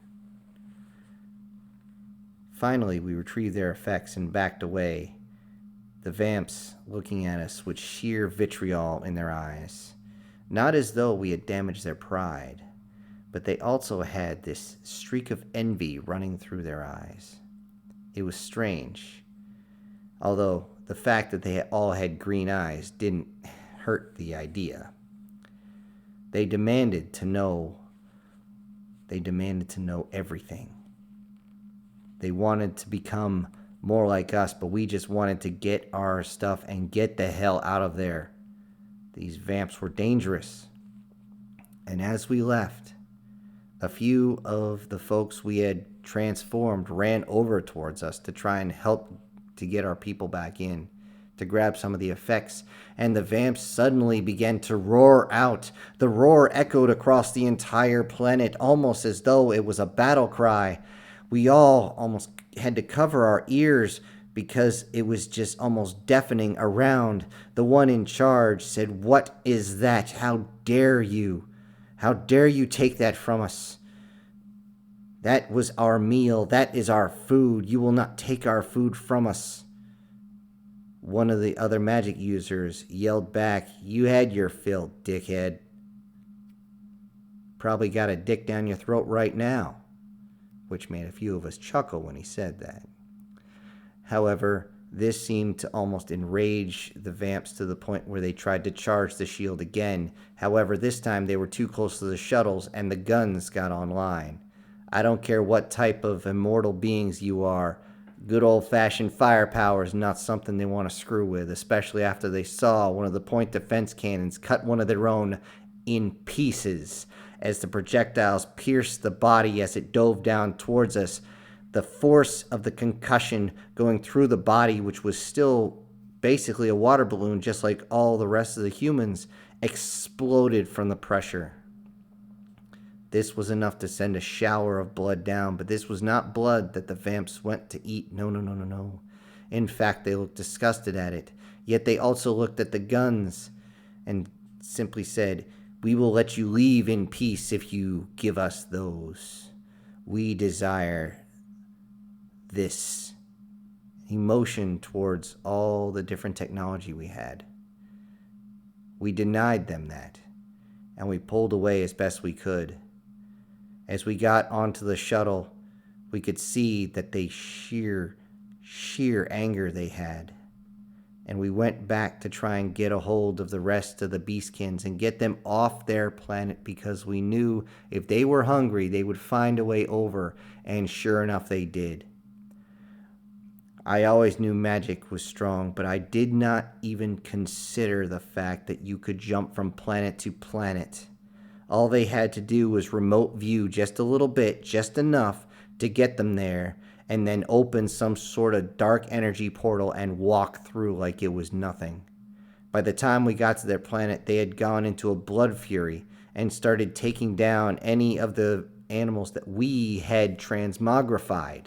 The sheer horror of watching one of these young kids who had just become smart enough to realize that they were being used as food, suddenly being held down as this vampire sucked its claws into its leg, ripping a huge piece of meat from its thigh, and the blood shooting up from one of its arteries, and the vampire drinking it like it's coming out of a water fountain. This put us all in a rage. We magic users didn't even get back in time to see all the carnage, as it took several days of travel time, even at FTL speeds, to get us there. No. The standard infantry had had enough. They saw what these vamps had done to children, women, the elderly, the infirm. They had just tore them apart without mercy, and now our infantry are going to show them no mercy as well. Though the vamps would be susceptible mainly to silver, it did not matter when you had that much concussive force coming out of a 50 caliber machine gun. They tore into the vamps and tried to save as many as possible. By the time we got there, most everybody had been saved that could be saved. We ran over, and immediately those of us that could went to work trying to regenerate limbs and close wounds as best we could. But I had to sit there and watch Talia hold on to a friend she had made. Another young girl that looked about her age. Even though I knew Talia would age so much slower, it was heartbreaking to see as she held on to the body of this young girl. I ran over as best I could and tried to save her, but even I knew the moment I tried that there was nothing I could do. These blood-sucking sons of bitches had drained too much and everything was failing. I can do a lot of things, but I cannot just make blood out of thin air. It doesn't work that way. I closed her wounds and gave her a few minutes, but that's all I could give her was a few more minutes. As we began to collect all the wounded and treat them as best we could, I knew it would take a lot more magic than anything we had. Thankfully, the surgeons could do what they do, and the medics could still do what they do, and what they do best. And what they do best is almost magic in and of itself. And they saved so many, kept them alive long enough so that we could do our work to make sure they stayed alive and got healthy. And by the time we had got across the planet to help out all the villages that had been ravaged by these incoming blood-sucking bastards, our reinforcements had arrived. The reinforcements that had been sent over to the ogre space to try and bring a peace. However, they looked even worse for wear than we did, but we were grateful to have the extra space. As I helped bring a few others onto the ships, I looked over and I saw Cassie carrying a few others. Talia, being that she's a dragonborn, was extremely strong and had picked up several others, even holding a small one with her tail. And I saw them lay everyone down, and as the last ones got inside the ship, I looked down, I grabbed my girls, one in each hand, and I held them close to me. And I simply said, "Let's go home." It was not a fun trip. The entire time we had to ration our rations. We had to ration our water. I went several days without water and food until I almost collapsed, using up that much energy trying to keep people alive. And not eating is a bad recipe. Think of running a marathon but never having any water. Going and working out with heavy weights but never eating any food. Now put those together. Other magic users almost slipped into a coma as they tried their best. I give my props to the medics and the other doctors on board as they did everything humanly possible and then some. I kind of wish I could just open up their ability to do magic, but again, that could be dangerous. Finally, when we get back to the planet, we had begun the process of transmuting the rest of the beastkin to as far to human as they wanted to be. Many of them chose to be more beast-like, others not. But we found a way to make sure that they could integrate into human society on Earth. Or Proxima 3, Mars, Venus. We had even on Io, we had colonies that had begun to stretch out beyond the cradle of Earth. Luna was now covered in buildings. You couldn't even look at the moon from the planet Earth and not see at least one man-made structure with the naked eye. So we found a place for them, a place where they could build themselves back up. The Dragonborn decided to choose a place of their own as well. Not surprising, They chose the most mountainous region as they would find because that was just reminder of home. However, it would be some time, and we knew it would be time before we could finally settle down. When I said goodbye one time to Talia as we would leave for about a week, I had another one of my meetings I had to get to, as sorcery had become a main article of contention around the world. It turns out, with all the troubles we had been having outside human society, inside human society, it had been gotten so much worse. There were many that looked at sorcery as the devil's own curse and would shun anyone who had the abilities. This made it very difficult in some areas as I walked with Cassie and they would start screaming demon, demon in whatever language was in that area. I know she still had the dark magic flowing through her veins. She couldn't stop that. She was born this way. I asked her a few times if she wanted to be changed, but she liked her form. She liked the fact that I still found her more than a little attractive. She liked the fact that she was tall. She enjoyed having a tail even. It came in handy on more than one occasion. However, it wasn't until we had finally gotten to Rome that I saw the true extent of what was going on. We both went in. I had made an appointment to go into the Vatican itself. However, Cassie had difficulty walking around that area.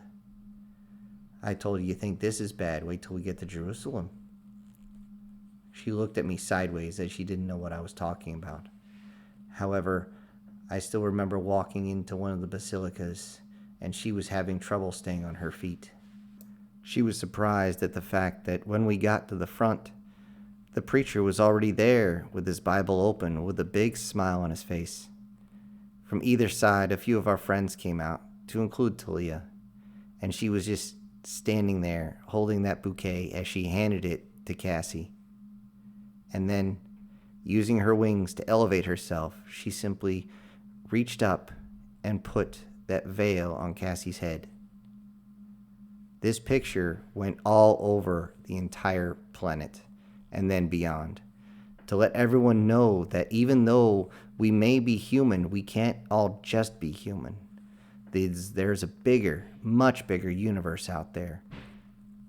Though we are not the only ones, or the first ones for that matter, it just became a more famous picture. Maybe because of my standing as a mage, but it is what it is. I thought at that moment we had found some sort of peace. However, peace is only found in short pieces. I would find this out as 2 days later. We were simply walking along, and I felt that cold air. It was like lightning had gone down my spine. I had suddenly frozen in place. What the hell was that? Every single magic wielder across the planet could feel that. What the hell was going on? We looked up to the sky, and one of the portals that we had seen the vampires use had opened above us. And I looked around. I could see off in the distance at least one more, possibly a second one, opening up around the planet. What the hell was going on? What the fuck was going on? Seriously. I've never felt this type of power before. This is insane. Did we piss off God? What the hell just happened? And then we saw them coming through. We saw ships of different sizes, different proportions, but all clearly we had seen before, followed by these huge monstrous stones that seemed to come out in the upper atmosphere and then slowly begin to break away as other items began to fall from them and then take flight. We saw these small gateways open up on the ground as we saw these humanoid things coming out in full coverings to protect them from the sun as they began to come out and tear at people. We saw all 7 of them, and they had brought with them the pride of the elves, the wrath of the ogres, the gluttony of the Lamias as they began to grab people and swallow them whole, The sloth of the dragons was no longer held back as they began to fly around. The envy from the vampires, and shockingly, even the goblins came in with their lust. All 7 of them. It had not occurred to me until that moment. We were not just in a magic war, but we were in a holy war as we've now faced down the 7 deadly sins. I looked out with my magic. I scanned as deep as I could, and I realized that every single planet, every single colony under human control was now being invaded. We had gone out into the universe to try and make friends, but apparently we had only made enemies. I looked at Cassie for the first time with fear in my eyes, as I did not want to lose her. However, when I looked back, I realized that even though we would have to face them, we would not have to fight them alone.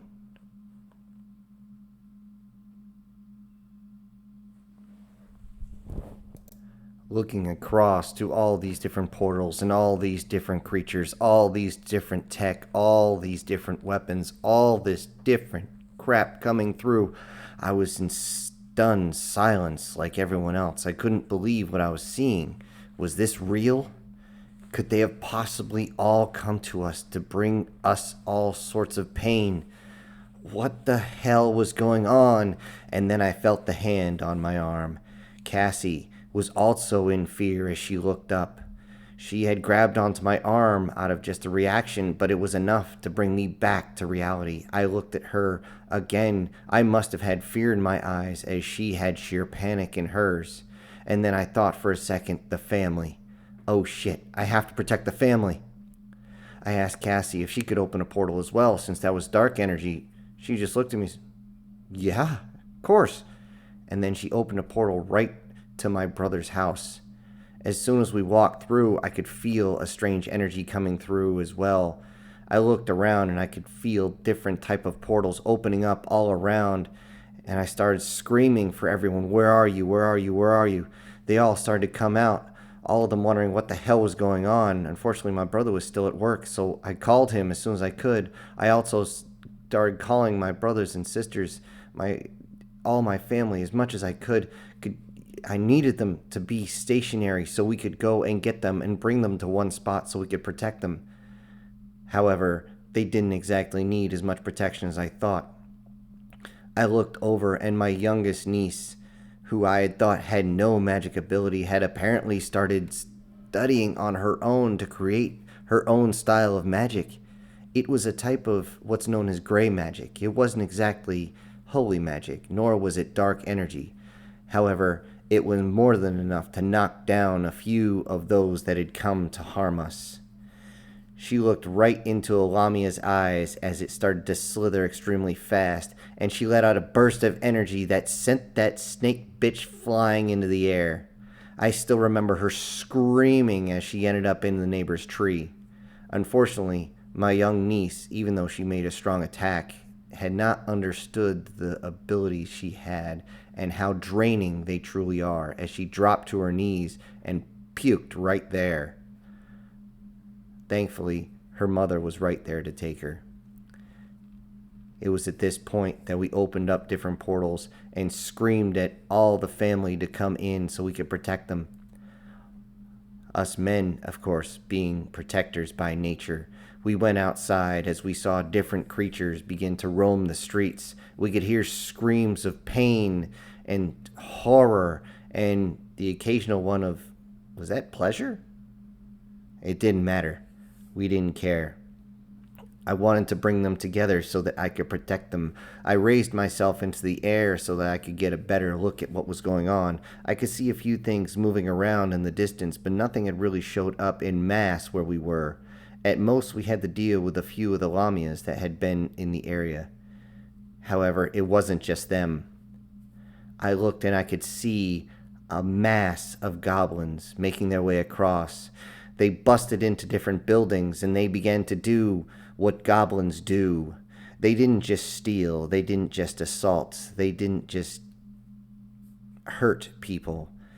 They did, however, hurt them in different ways. And yes, those were screams of pain and pleasure. Not at the same time, mind you. I suddenly had a pinch of fear as I looked beneath me and I saw not only my nieces, my sisters, my mother, my sisters-in-law, and even I saw Cassie there as she realized what was going on. Though she did not elevate herself with me, she was there to protect everyone else on the ground. I suddenly feared for them beyond all reason. And I looked over and I could not focus on the goblins as I had another problem. The Lamias were trying to fight their way through my shield. However, my shield, even though it protected more than a few city blocks worth, there was still plenty of food for them. And I could still hear screaming. I wanted to go help. I needed to go help. I screamed to everyone, I have to go help everyone out. Can you protect them? He screamed yes. And I was off and started blasting at the Lamias with any type of energy I can get my hands on. It didn't matter if it was electricity. It didn't matter if it was some sort of fire. Hell, I used water from a pool to send one flying that had already eaten the neighbor's dog and was already looking for its next meal. These Lamias seemed to every time they eat, they got bigger and bigger. And I don't mean girthier. I mean they got genuinely larger, longer, and seemingly stronger than they were before. Their digestive capability seemed to have no bounds with everything they put down their maw and just swallowed it whole. Many times I would come across one that had still legs kicking as they went down. There wasn't much I could do except slice the Lamia open and try to get the person out. And then I felt it, the one thing I did not ever want to fear. I knew that feeling, though. It was Cassie. Since we had become one in soul, I could tell when she was in trouble, so I rushed back, and I could see that goblins were beginning to surround the house. Unfortunately, one of them had got a hold of some sort of weapon, and I got hit on the way down. Thankfully, I could begin to heal myself. And then one ran over, but stopped suddenly as it looked at my niece. My niece then stood up, but then dropped down to her knees and wrapped her arms around her body as she shook. The goblin began to smile and drool as it walked closer and closer, and then suddenly dropped to its knees and began to seemingly convulse. I didn't know what the hell was going on. I made my way over just as Cassie had made it over to my niece, and I looked over and Cassie looked at me and said, "Don't worry, she's not hurt." I looked at her. She was still on her knees, grasping her abdomen and just shaking. Her wings were sprawled out almost straight to the sky, and her tail was poked almost straight back. I'm like, if she's not hurt, what's wrong? Cassie looked at me and gave a sly grin. I didn't understand at that moment, but I would as soon as a whole gaggle of other goblins showed up, a mixture of male and female, as they began to start charging the area the house was in. I looked over and began to swell up energy, and then I heard my niece scream. But it wasn't the scream of pain as her head jolted back and pointed to the sky as her eyes rolled back. I suddenly realized what was going on. Cassie again was trying to tell me without telling me, but I knew what was going on now. My niece was a succubus, and these goblins were all about lust, and every time they lusted, even the desire itself flowed more energy into her body. Any succubus must have been feeling the same way across the planet, and for most of them, this sudden rush must have been almost debilitating, as they couldn't move as their body began to clench with all the feelings that was going through. They didn't have to even be close to the act, the desire for it to go into them. The power from every single thought that went through, every single desire that they wanted to do to her was making her stronger, yet she could not handle the power that was going through, as the power was based in lust itself. I lowered myself over and asked, what do we do? Can we stop them? There's so many. I don't think I got the abilities to kill them all or keep them all back forever. Then Cassie looked at me and said, "Don't worry, I've got this one." She grabbed my niece by the face and leaned over and kissed her deeply and passionately. I was like, "We're in the middle of a war. What the fuck are you doing?" Then I felt the energy. It was a simple energy transfer.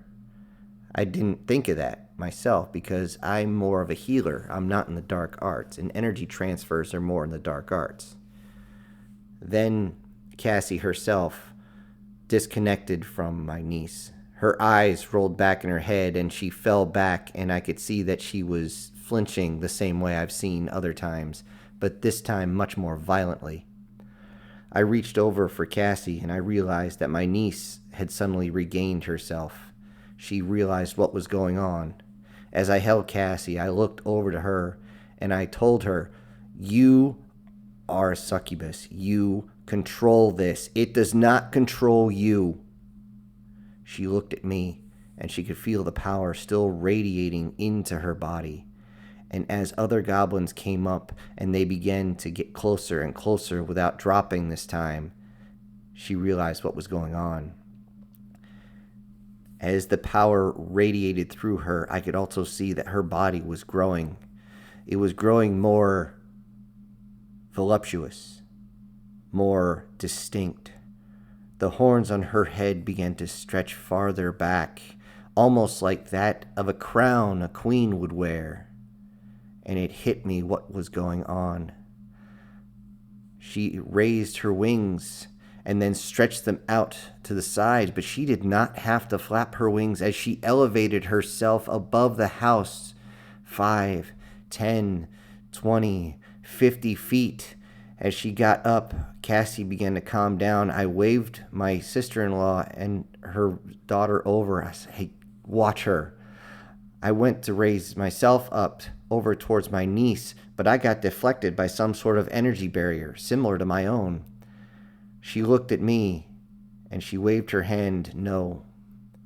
She then, with some sort of booming voice, a mix of teleportation and projecting her own voice, she screamed out, "Bow to your queen." And with that, everything in the area that was surrounded by goblins stopped. The goblins all seemed to come out in a trance. It seemed like every single male goblin on the entire planet was making its way over. And as they got close to the house, they simply got down on one knee and lowered their heads as though they were paying homage to her. And every time they raised their head to look, you could see the power. It was getting so dense now, it was visible. She was getting stronger. Oh, shit. Her name's not Lilith, so I wondered what the hell was going to happen. However, with that, as her power raised up and the goblins themselves all began to show up in ships, but the ships themselves did not fire. They simply showed up and landed wherever they could, even if that meant landing on their own. It did not matter. They landed right there, got out of their ships, and again got down on one knee and began to placate to her. If she asked them to lay down their lives right then and there, I'm sure they would. But as it seemed like fewer and fewer were showing up, as they began to just simply walk up and drop to one knee, I noticed something. More than 80% were men, male goblins. There were very few females. I didn't understand this. It was strange to me. I didn't put two and two together at this point, nor did I give a shit. Reason being is then my niece not only had her set of wings that now stretched a good 25 feet each side, but sprouted a second set of wings that made her almost angelic. As all four wings spread out, I could feel the power as it began to push me away. She simply looked at me and said, "Thank you for your guidance." This was strange. She was 15 years old and has never spoken like that. How the hell would she speak so adult-like? It was strange. And then she simply raised her hand and opened a huge portal, not 20 feet on the other side of the road. It almost engulfed the front of the house over there. And she said, "Let us return." And all the goblins that were there simply got up and got in their machines or walked and simply went through the portal. I could see to the other side. It was the goblins' home planet. I know they have several, but this was their home planet. And she simply was walking right into the front of the gates of their empire building. I was amazed by this. How could she master this so well? I flew up to her, and this time I fought my way through the energy.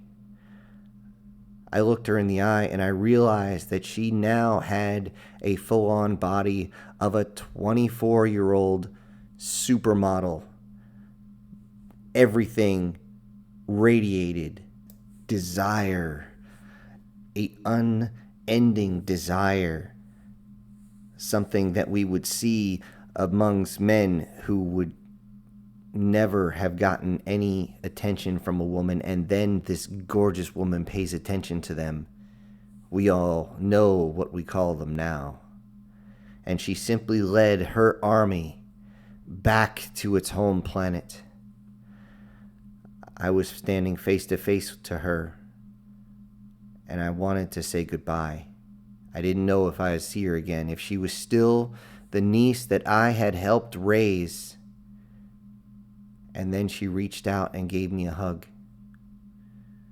I reached my arms around her back to give her a tight hug. And she said, "Say goodbye to Mom and Dad for me, okay?" I have to admit, I cried a little bit. I did not know if this was goodbye forever or not. All I knew is that for some reason she had mastered this ability within minutes. I didn't know how. I didn't care to know how at that point. I just wanted to know she would be safe. But since this war had not made its way to the goblins' world, I knew she would be. I just hoped she would be able to maintain her now ability to control lust itself. The goblins were now almost completely through the portal, as several of their ships just flew by, straight into the portal and straight back to their planet.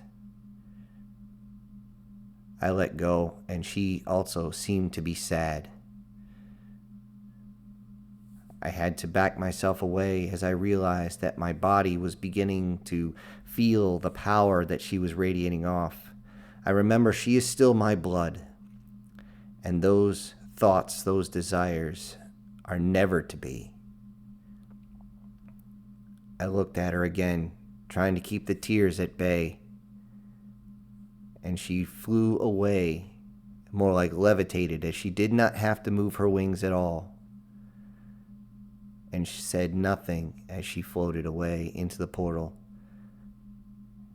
She was facing me as she floated backwards into the portal itself, and with a small wave of her hand, the portal itself closed in a matter of moments. I lowered myself down and had to explain to her parents what had happened. That was not a conversation I was looking forward to, but one of the invading armies had now been taken care of without any additional bloodshed. Yet for some reason I could still hear the screaming, and then realized we were not out of the woods yet.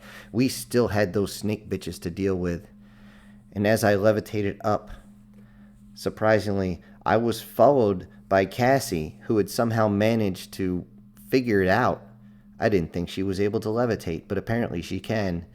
She followed me around as we began to knock back the snake women, but we found out really quick that people around the world had not taken kindly to these things coming and taking their loved ones, and we could hear the shots begin to fire. It had only been maybe a half an hour since the entire thing started. I'm amazed it took this long.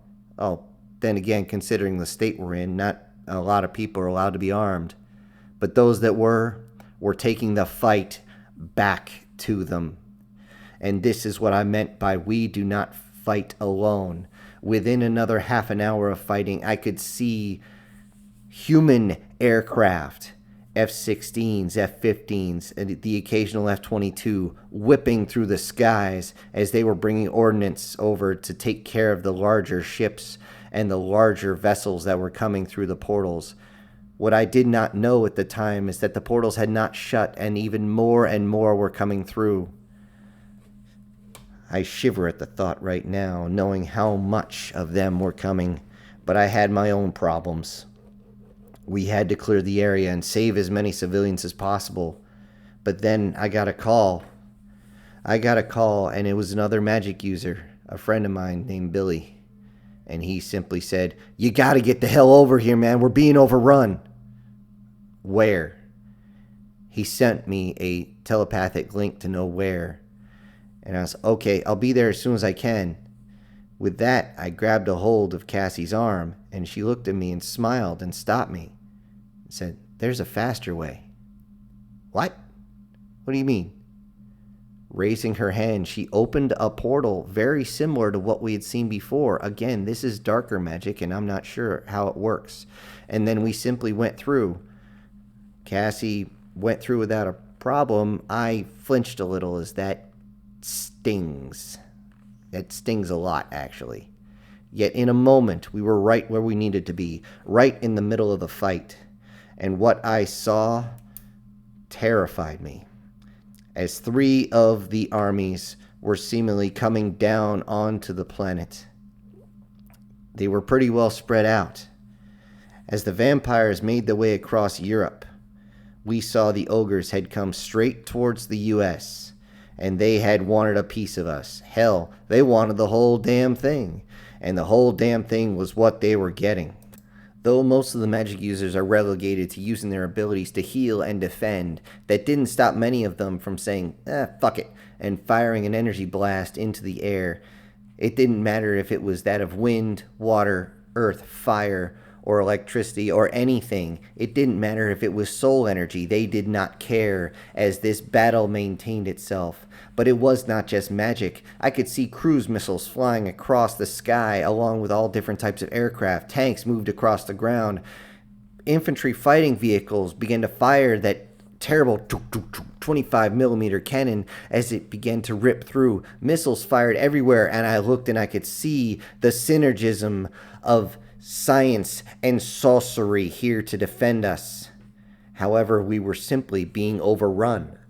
There were so many of them. Entire planets worth of personnel were coming through the portals faster than we could actually fire ordnance up. I looked over to those that could handle dark magic and told them to try and portal everyone away as fast as possible. However, they had to be shown how that was done by Cassie, and that was when we had to separate. I told her to be careful and to make sure she checks on Talia if she can. And that is the last time I saw her during that battle. I went up to protect as many as I could, setting up my energy shield. Though I was strong, there's only so much I could push against. The ogres had found a way with the dwarves to make their vessels much stronger and their ordnance much harder hitting. If you don't know what it's like, considering holding up a kick pad on both arms as people kick with all their might towards you, this is how it is, how the pressure feels whenever ordnance begins to hit against your shields. Though energy shields are one of the first things we learn, and probably the most focused magic we have, it is still difficult to maintain it for a long period of time. It takes a whole lot of concentration, and I didn't have a freaking green ring to help me out. We continued as best we could, trying to get as many of the civilians out as the militaries began to bring their full might to bear. I saw many of the ogre ships get torn asunder as these whatever, the freaking 600-mile cruise missiles came in from a rapid dragon and just ripped wholesale ass across the side of these ships. As strong as they were, they don't take Buster Bunker bombs that easy. Some of the other aircraft began to drop it's a GBU, whatever in the hell, straight through, and the internal components blew to pieces as we saw several ships just simply collapse as they went to the ground and crushed themselves under their own weight. The ogres that reached the ground came at us with sheer vitriol, all sorts of projectile weapons, energy weapons, melee weapons, and their own massive hands as they began to tear us apart. The magic users again did what they could, but it was more than common to see one trying to hold up a defensive line as several others to its right and left would flank them with firearms and begin to fire away. Those who could help the civilians did, as we tried our best to back away, and it wasn't long till we saw their main ship. Their main ship was nothing to be trifled with, as it looked like one of our dreadnoughts. But that is where they screwed up. The order must have been given as I was trying to shield everyone in large groups as they were rushing towards the portals. And I saw our own dreadnoughts. Our own space fleet had finally made it through the atmosphere and began to fire on the enemy fleets. They did not think we had this type of ships, but they were working hard, as in humanity was working really hard while we were away searching for different sentient species throughout the universe. Our fleet that went out did not have a lot of guns. We were an emissary group. That is what they were meant to be. The only reason they had infantry on them is because protection is a must. They did not think we actually had the ships and the weapons to face them, but even inside the atmosphere, they turned the sky to fire with all the energy weapons, projectiles, missiles, and everything else that came flying at them. Artillery seemed to hit everything. And as they say, only call artillery if you want to kill everything. I could hear the guns off in the distance firing. Boom, boom, boom, boom. Somebody must have said repeat over the radio because those things must have been burning hot as they just kept on firing. As it seemed during the battle that both dreadnoughts, our main ship, our main flagship that is, was easily a match for the ogre's main dreadnought and took down their dreadnought. We were not expecting a second one to come in, all guns blazing, but this thing didn't stop. Their rage had forced them into a frenzy, and they crashed right into the dorsal side of our ship. Unfortunately, the explosion was enough to take both of them down as they crashed, and we were told to evacuate. There was no way we could hold this area, but we would come back. And everyone had a rage as they watched civilians being torn asunder. In one case, the ogres even grabbed a kid and used that kid as a fucking bludgeon on others. I lost it at that point. I was no longer defending.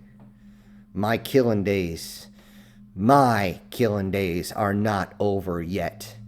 As I sent a blade of energy across and sliced an entire battalion of theirs apart.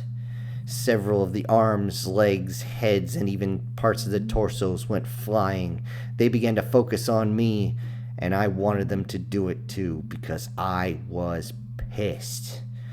The ogres may understand wrath beyond the measure of most, but they have never seen human wrath rear its ugly head. And it wasn't just me. All the rest of the magic users, especially those that could not save others, were in an absolute frenzy as we didn't care anymore. And they did not understand humans when they reached the level of no fucks given anymore. It is no longer a fear of death, but a sheer desire simply to take these ogres apart. And we ran into them, and behind us we could hear the weapons fire as any military, police, even militia had come to our aid, and they began to empty all their weapons. And when their weapons ran dry, the ogres looked in shock as they used their weapons as sheer bludgeons. As big as an ogre is, I don't care what type of weapon it carries, but a baseball bat across the knee is going to send it to the ground. And once it's on the ground, they were simply mauled by the humans that were there. I looked at sheer delight, bloodlust now coursing through my veins as I began to tear through each of them. I didn't care that my level of magic was beginning to fade on me. I did not care. I wanted payback. And as we got close, a third dreadnought came through, this one firing all its weapons, sending many of us flying, myself included. I looked up, and swelling all the rest of my energy, I pulled it into a condensed ball into my hands, and as hard as I could, trying to keep it together, it was beginning to come apart. I couldn't quite hold that much energy. It was almost like holding a nuclear reactor in my hands, and as I was beginning to lose control, others came up, and they grasped onto me, sending more of their energies into me. I didn't care if it was light, dark, gray, or whatever it was enough. And as I looked up to the sky, not able to keep myself levitated anymore as I had drained all my energy for this one shot, the dreadnought seemed to level off and start to aim its ventral guns at us, looking to slag this entire area, to clear it of humans because they were willing to take out their own in a sheer burst of wrath. But they did not know wrath yet. As I burst through as hard as I could with that energy, and I strafed it across the underbelly, the energy itself was like a condensed laser as it cut the ship right in half. And I watched as it fell, both pieces to the ground, just smoking from the heat that had come off. And I dropped to my knees, completely exhausted, as I looked in front of me, and less than 100 feet, a half of that ship just landed with a huge crash, crushing everything and everyone underneath. I was done. I could barely lift my head. I was barely able to keep whatever was left of my lunch down. And the last thing I remember before I blacked out was a few soldiers grabbing a hold of me, saying, we got you," as they dragged me away. I must have been super heavy considering how big I am now. But one of them simply rolled me over, put me on his back, and my legs were dragging as I heard him scream that scream of all soldiers when they have got no fucks left except their one mission. I've got you. Ah! As I saw them taking me to a waiting Blackhawk, they threw me in the back and I blacked out. Throughout the entire world, any ogre that tried to take down a city met the same fate. And eventually, they realized that their wrath maybe not be satiated, but it was subjugated by the wrath of humans because they had truly not seen it before. Even though they had fought humans before, they had never seen humans come at them with such vitriol, with such anger, with such a blood rage before. Their lines began to pull back, and eventually they began to load their transports. I was unconscious and did not see this, but it was said that they left not with wrath in their eyes, but with fear in their eyes. Throughout Earth and her colonies, a similar scene played out when it came down to the ogres, but they were not the only ones.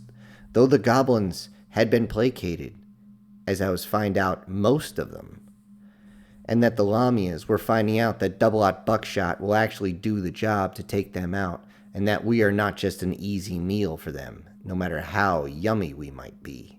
And the ogres realized that their wrath was nothing compared to that of a human in a sheer frenzy of bloodlust. There was still 4 others to deal with around the world, and they were not all condensed here in our continent. In actuality, the vampires had focused mainly on the European area, and I found out later that they had realized far too late that they were severely outmatched by what was there. As it turned out, many of the old folklore was no longer folklore. Though I had gone on a few hunting trips to take out some of the more dangerous ones, some of the folklore was only there in waiting. waiting for them, seemingly waiting for this battle. The vampires, especially in Eastern Europe, had realized far too late that lycanthropy doesn't just apply to growing too much hair. No, lycanthropy had been spread throughout the area. Those that had been forced that through the initial burst of magic and those that had chosen to change themselves were now in a massive pack, and this pack decided that vampires needed to be stopped by any means necessary. And though the pack was severely outnumbered, they again did not fight alone. Not only did humans have their back with whatever firearms they could scramble together, as Europe was not one for firearms, their military still raked the skies with grippins as they ripped into anything they could find. The vampires did not let anything stop them. Their envy of the humans, their ability to bring forth technology and sorcery, was something they could not let stand, and their pride blinded them to the dangers as they cut through many of the wolves. However, these wolves did not stop either. They had a bloodlust in them, and they would grip a hold of one of these vampires, and if they didn't rip them apart wholesale, they would tear apart their protective suit. When the protective suit allowed sunlight to get inside, you could see that their skin burned as though it was struck by acid. It steamed in the sun as the vampires desperately tried to cover themselves up. In many cases, the wolves decided to be nasty and simply rip off the mask of these vamps and let them cook in the sun. However, this came to a stop as they realized that there was not just males here, but females and young ones as well. What the hell were they using them for? The pride, or in this case, the envy of the vampires, went far beyond anything they had understood here on Earth, as all their envy had reached their entire population. And though they had to resort to bringing their kids, they did not go down easy, and the wolves, again, were severely outnumbered. Even if the vampire went up several feet, the wolf, in rage, would jump as far as it needed to catch this vampire in the air and take it down, but would usually find itself alone and surrounded by the vamps as well. Soldiers did back them up, but it wasn't just humans either. Even the witches of old folklore decided this is our planet and we are going to protect it. Those out even in the center of the desert decided the planet is worth protecting and began to go after the vampires with everything they could. Even at night when the vampires had the advantage, at least they thought. They could see at night and humans can't. And then they found out the hard way that humans had created night vision and this advantage was gone. However, they did not stop. The vampires continued forward as best they could, but they could not continue as their vessels were caught with more and more fire from not only aircraft, but ground-based weapon systems as well. New suicide drones had flown in mass and began to pummel their front lines, and they found out really quick that these were also incinerary. Though fire itself was not enough to cause the same reaction as sunlight, no one likes to be burned. No one. And this is what began to push them back to their own lines. Not only that, but magic users from around the area began to converge on them, trying to take them down. And eventually, the envy that forced them to fight, that made them unable to stop themselves from engaging with humans of Earth, did not allow them to keep going. It wasn't enough. Eventually, many of them were caught and held prisoner. Why? Because humans had envy as well, and they envied the speed and strength and skill of those that have lived for so long, and they were envious of this and wanted it for themselves. Governments around the world began to fight over the ability to capture them, but it did not matter to those of the old folklore that were now alive and well inside this world. Magic had brought them up, and the wolves did not care. They were out for blood. And the vampires eventually pulled back. They opened the portals themselves, draining all the magic they had with them remaining as they stepped through and closed it behind them. You could see on the other side it was their planet. Of course, their planets were dark, and many of them you could see the blood moon in the background. Only a few wolves had gotten through the portals before they closed, and in one poor guy's case, the portal had closed, leaving behind part of one of its legs and its tail. However, the vampires had totally been routed. It took a massive force, but they didn't realize when you attack Eastern Europe, if you don't come in a force of about at least 40-1, you're done, motherfucker. You're just done. Farther over towards England, the dwarves had laid waste to as much as possible. Their ships and fighters were so well designed it was scary. Even getting into emerge the Gripens, a fighter that is designed specifically for dogfighting to make the turns so sharp, was having difficulty keep up. Even the F-22 Raptor was having issues dealing with their ships as they were so unbelievably over-engineered that it was difficult to get a shot on them. However, because they were over-engineered, it was common for them to take just the slightest of scratches, and suddenly they couldn't maneuver worth anything and had to return to get repairs. This made them very dangerous but very, very fragile. Those on the ground found themselves against dwarves that might have been hard to hit because they were so small, but these little fuckers were fast, really fast for their size. They would simply sprint at unbelievable speeds from one side to the other, bringing all sorts of weapons, projectiles, energy weapons, melee weapons again. And when they did, they had such power that they could simply grab a hold of any person and crush the bone in their hands. This was horrifying compared to all the rest because we knew it was going to be difficult to take them down. We knew, however, that they were after something as they brought their ships over into England, and England tried to fight them off, but the massive ships simply went over some of these holding facilities, these strange just warehouses. We couldn't figure out why, not until they started sending down shuttles, and we realized it was the fucking De Beers diamond repository. And then we simply backed away. To hell with them. We don't want these freaking diamonds. We do care about these guys still shooting at us.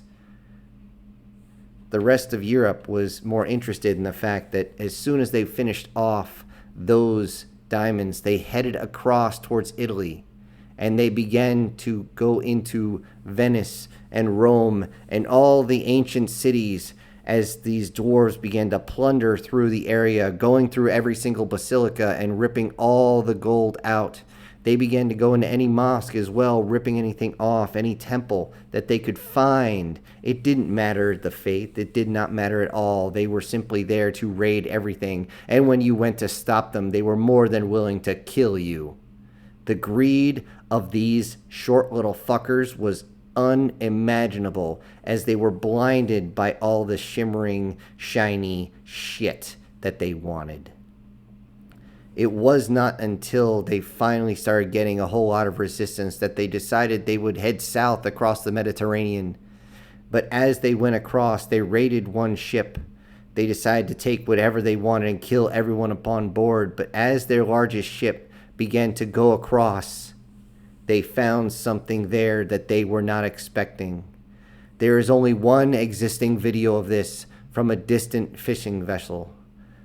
It must have been British, considering what he said, but as the ship went across, you could see the person holding up this shaky video as they watched this massive ship move very slowly for its size, roughly 50 to 100 feet above the water. It began to fire at anything that was close, but then they saw this massive hand reach up, this scale-covered hand half of a claw almost, as it reached up and grabbed the ship itself, sinking its claws into the side. And you could simply hear the one taking camera go, "Holy fuck me, what is that?" And as the claw started ripping into the armor, the exterior point defense weapons began to fire on it. It seemed to flinch just a little bit, and then another hand reached up several hundred meters away. Another opposite hand, it seemed, as it reached over and slammed both hands together, crushing the ship itself. The ship began to explode from the inside as the reactor seemed to start to rupture itself over, and then the hands both ripped into the hull of the ship and pulled it apart. And as it held two large pieces of the ship, others began to fall into the ocean itself. Then they saw it as their own vessels came back and fired at the hands. The hands seemed to retreat, and then something else began to raise from the ocean. And it was unmistakable. That bald head, those dark sunken eyes, and the tentacled face that looked almost like a beard rose from the deep. I had never expected to ever see it. I had hoped that the magic that had burst across this planet had bypassed it, had let it slumber in peace, but apparently a war on this planet is enough to wake it up, and when it's awake, Cthulhu is really pissed. With a wave of its arm, it began to rip the ships apart. They couldn't seem to get out of its way. It seemed to radiate a type of energy as it just began to walk towards where the dwarves had landed their ships. And it was at this moment they knew they might have fucked up. Because they only had a few choices. Did they head north to the armies of Europe and even Russia that were sending more and more of their vessels, their men, their machines to fight them? Did they head south into the waiting arms of this ancient monster who purely wanted to destroy them? Did they head east so that they could possibly run out of the Mediterranean? Did they head west into the Black Sea where even more ships and more guns were waiting? The choice was clear. They headed straight up. They wanted to get off the planet. They didn't know what was waiting for them out to the east, even though it seemed like open area. They made the right choice because out that way was the entirety of the Atlantic fleets that had come in to try and fight off the dwarves that had been raiding their areas. It was at this point they tried desperately to reach out beyond the range of our weapons, not realizing that the defense fleets were still relatively intact and were waiting for them. They weren't going to fire down onto the planet if they could help it. This would be bad, just bad, if they fired their weapons down into the planet, as a single miss would cause unbelievable destruction. But as the dwarves turned on their engines, turned the nose of their ships towards the sky to try and get out of the reach of this monster that was now climbing out of the ocean, reaching for them and almost jumping up to hit them as they went full burn. They believed they were safe. But as the man says, there's more than 1 million ways to die in space, and they all suck. As they reached the atmosphere, they began to catch fire from all the ships that were simply waiting for them, taking pot shots, trying desperately not to fire weapons that would come back down to Earth. And yet, they still had trouble reaching them because of the magnetosphere and the ionosphere that was difficult to penetrate and difficult to get a lock on. But that did not matter to the dwarves. They were done. They had realized that they had reached beyond their limits. And they had used the technology that they had mixed in from watching the humans, from watching us max out our engines using magic. They had somehow managed to do this with pure science, and they began to open their own gateways. But the magic, it didn't feel like magic. It gave off an almost sickening type of energy. Any type of magic wielder within almost a continent's reach of these gates fell ill immediately. It was to them almost toxic. They had to adjust themselves and try to protect themselves using their powers. Thankfully, the more barriers you had in between you and those gates was enough to keep you protected. Consider it kind of their own Faraday cage. But that was it. The dwarves themselves recalled everything. They were done. They had no interest in what was going on here. And it was around this time as the big man walked out and simply addressed those on shore. Many of them got down on a knee and showed that they were of non-threat. But that tentacled face simply looked at them, almost with pity, and then turned and went back into the Mediterranean. Wherever it went after that, no one knows, nor does anyone care, but the abilities of him, the sudden burst of magic that came across the planet was enough to shake me out of my sleep. Though I had difficulty even standing as I was short on energy, I still realized there was a war going on, and there were still others that needed to be dealt with. Though the majority of elves were on the other side of the planet, I realized that the majority of the dragons had come down towards us. Why? I haven't got the slightest fucking clue why they insisted on coming to the US. At least for a time. It wasn't until I saw a few videos of the dragons making their way across and raining all sorts of hellfire wherever they went, blasting with their dragon's breath across the area, that I realized that not just those that had been born on their own planet were there, but those that we had transmogrified were also fighting as well, bringing all sorts of dragon fire wherever they could. Though they did not make it a point to take down our fields of crops, they did stop every few times to end up at one of our feedlots to, well, feed. They didn't seem to have a taste for human like the Lamias did. However, they did need to eat. And I realized that they were searching as they began to rip houses open and look inside, sometimes ripping schools open and looking inside. They seemed to be grabbing several, and then it hit me. Where's Talia? I jumped up and I started reaching for my phone. I was like, where is it? Oh, thank God it's here. Searching through real quick, I dialed her number, and thankfully she answered. Talia, where are you? And she gave me exactly where she was. I searched with my magic, which was difficult because I was so down low on power, but I found her. Reaching in, I tried to open a portal as best I could, but I was having a lot of trouble as I did not understand that type of magic.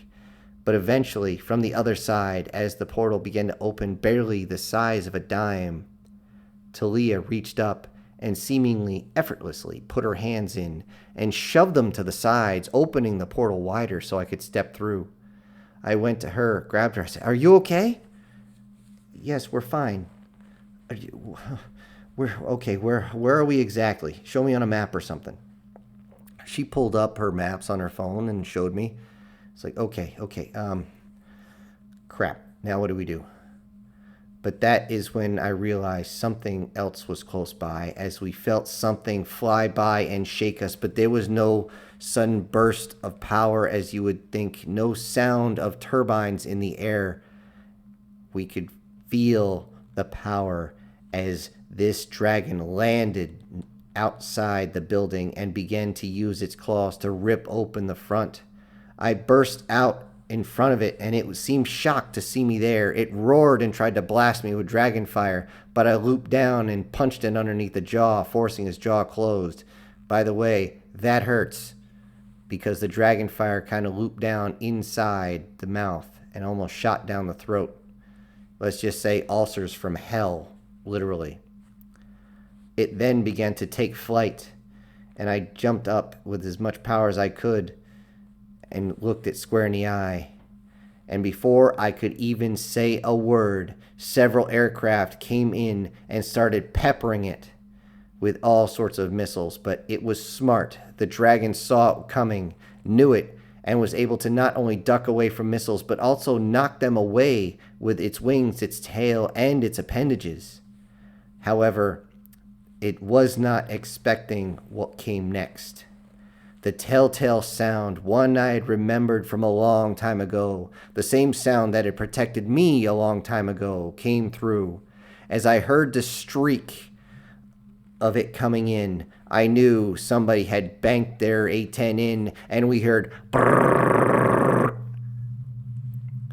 Without warning, the dragon could feel those rounds hit it. It couldn't deflect them, it couldn't dodge them, and it just peppered it on the side, puncturing its wings and damaging the muscle. And the dragon itself plummeted to the ground. The dragon landed with a massive thud, and as I lowered down, trying to look it square in the eye, I saw Talia run up and grab it by the nose and screamed, "Daddy!" Boy, didn't I look like the fucking asshole at that point. I lowered myself down as best I could and looked the dragon in the eye. It seemed to almost smile, if it was even possible for a dragon to smile, at the idea of seeing its kid. At that point, I saw that the A-10s were banking around for another shot. I used what energy I could to raise a dome around the dragon as they fired in, and I never thought I would feel pain from holding up a shield like that. But it was like being hit with paintball rounds at point blank range on full auto. That stings. The aircraft pilots must have figured out what the hell I was doing, because they began to do lazy circles around. I knew A-10s don't have exactly the longest of loiter times, so I simply began to wave to them. I tried to get some sort of communications, but I was just too low on energy. Thankfully, Talia came over, and she offered to give me some of hers. I said, "That's a bad idea." She asked why. I said, "He's not going to like it." I pointed towards her father, and of course, he looked at me with a bit of vitriol in his eyes. Thankfully, he had enough magic abilities to link communications with me via telepathy, and we could finally speak. He was still pissed. He claimed that I had stolen his daughter from him, that I had transformed her without his permission, and that she was too young to understand what she had done to herself. She listened to this entire conversation and wanted to say something, but I motioned to her to be silent, to just be quiet and let him vent. He growled in rage and began to stir a little bit, even though it hurt him to do so. He told me that I was beyond any type of retribution, that I deserved any type of pain that I felt because I had done something to his child without his permission. She is again too young. She does not fully understand. She does not comprehend this. As he kept going, I began to walk forward, and right next to his face, I bowed to him. "Sir, you're 100% right. I didn't know how young she was. I really didn't know. And if I had known this, I would never have allowed this to happen." Talia tried to jump in, but we both looked at her, telling her to be quiet. "I am sorry, sir. If I could change it, I would. But if I changed her back now, I don't know what deformations would happen. I just don't know." He began to growl at me a little bit, but I could tell he was mulling it over.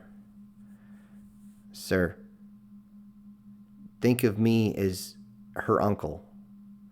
I am the uncle that will protect her in place of her father. And if she was willing to return home, which I'm sure this is what it's all about, I will open the portal with my own life force if I have to return her home." The dragon seemed to calm with this, as I could feel his telepathy searching through my mind for any type of dishonesty. And then something happened that blew my fucking mind. The dragon itself began to glow. And with this, I could actually hear the aircraft coming in and try to fire another volley. Again, it hurt. This time, it felt like somebody paintballed me in the face. Yes. Ow. But even more painful, as it felt like there was some sort of penetration through my eyes. I wiped my face, trying to fight the pain off, as I watched this dragon slowly, seemingly shrink, slowly changing its form. Though the dragons themselves were not overly massive, as though they're only about the size of a large RV, not counting the tail and head, of course, or the wings. But he seemed to get smaller and denser. And then he came into a type of human form. I couldn't believe what I was seeing. I said, why didn't you just have her do this before? Is all I could think as I watched him transform into this humanoid. Without hesitation, Talia ran up and jumped into his arms as he gave her a hug. I still believe that the pilots must have seen this because they immediately banked away. I couldn't understand why. So I had to ask him, why didn't you tell everybody you could do this? We wouldn't have transformed anybody if they can do it themselves. He looked at me with almost a knowing grin, sly, but also kind of embarrassed. We did not know we could do this until you changed us. What? He looked at Talia and stroked her hair. Until you changed us, we did not know we had the power to change ourselves. We never looked into it. It was not our concern. We wanted for nothing. That was our way. Well, shit. If that's the case, what the hell are we fighting for? We come to retrieve our kin. Noble, my friend. Very noble.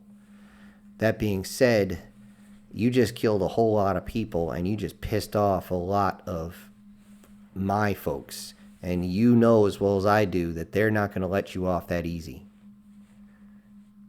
Perhaps. However, the fact that I could now hold my daughter again was worth all the pain. Speaking of which, I looked over on his back and saw that the rounds had actually penetrated in. Since I didn't have to hold up an energy shield, I used what little bit of magic I could summon to try and get the bullets out of his back so that he could heal correctly using his own magic. Eventually, I was able to see a convoy come up, and I waved them down. Many of them walked up confused because I wasn't using my magic to get a hold of them. I told them I was pretty much out, and they could tell it looked like I was drunk as I could barely stay on my feet. I motioned and told their commander what was going on and told them that I needed to get on the comms. Thankfully, this put an end to the problem with the dragons as more and more of their kin were brought to them instead of protected from them. As soon as the dragons knew that their kin was safe, they were able to use their own dragon fire to create portals themselves and simply return back.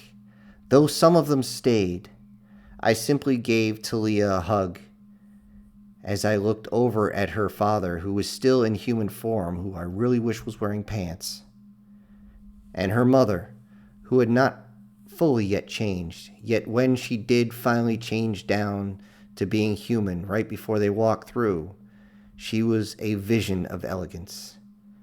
I could tell that Talia at one point would look exactly like her, and I kind of laughed.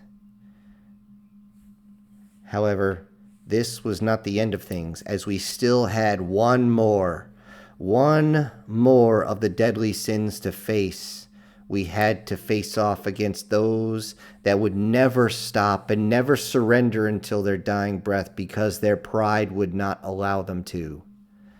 the elves had still brought all sorts of hell across the planet.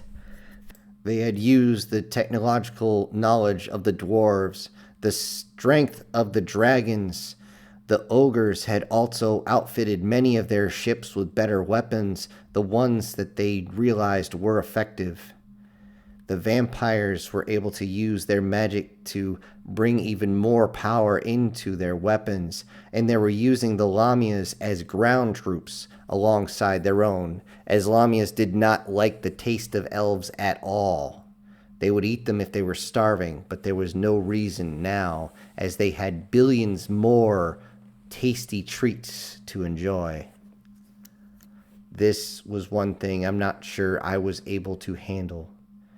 I had to sit down, and for the first time in a long, long time, I was in the back of an LMTV being driven around as many of the soldiers looked at me and started asking me questions, what it was like being able to have so much power. Yet here I am, barely able to stay conscious as I had burned through so much of my abilities. By the time we got to the front lines, I could see that many of the fleet had come down into the surface as they could not fire directly down on the elves. The elves were using their magic to emphasize their energy weapons, and this time they had true energy weapons. These basically lasers were powered up to the point where whatever they sliced into, they would slice through. They would use other balls of energy, kind of like a particle projection cannon, as a explosive. It would fly out at such a speed you could actually hear it cracking through the air. However, they were still vulnerable on the ground, even though the fleet could not fire on them, as that would tear apart the entire planet. The ground forces that they faced now had more wrath than any of the ogres, and they had more power than the vampires had brought to them, as more and more of the creatures that we had originally thought were folklore had come to fight alongside us. This was an amazing amalgamation of different energies, different species coming together along with the technology that had been pushed forward from more conflicts with these different sentient races. The synergy that mixed against the elves was something that I personally would never want to face. They were able to fight the magic with magic, but then they couldn't fight the ground forces with ground forces, because if you get one of our magic users out of the air along with an aircraft, you're not fighting the ones on the ground. If you shoot them or blast them on the ground, you still have the ones in the air. You can't take off to space because that's a trap. And until they recharge their magic, they cannot create the portals needed. We would find out later that they required vampires to start this, as their magic, like mine, was not compatible with that type of portal. However, we did find out that they could create a site of teleportation, as they would blink themselves around the battlefield to get better positions, sometimes blinking in right behind our soldiers just long enough to fire a few shots, and before the soldiers could spin around to actually engage, they would be gone. They would blink out barely enough time for the soldiers to realize who had just punched their friend's ticket. It was a complete and total melee on the ground and in the air as fighters streaked around, and the pride of the elves would not allow them to back down. Even as they ran out of ordnance, they would try to kamikaze their vessels into ours and try to eject at the last moment, not realizing that we had far more than they did. And for the price of a single mile of land, we were willing to lay many bodies at the floor. We were going to spray the entire ground with blood if need be, just to get at them, and they did not understand that our pride and our protective instinct far outweighed anything they could bring to bear against us.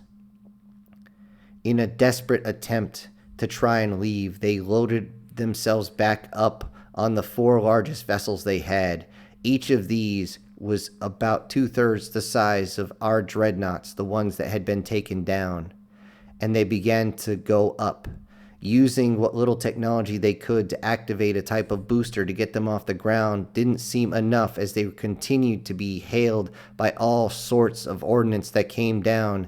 Any tanks that were still working, kamikaze drones, shoulder-fired missiles, artillery rounds, anything was being brought in, and they were spending way too much energy on shields.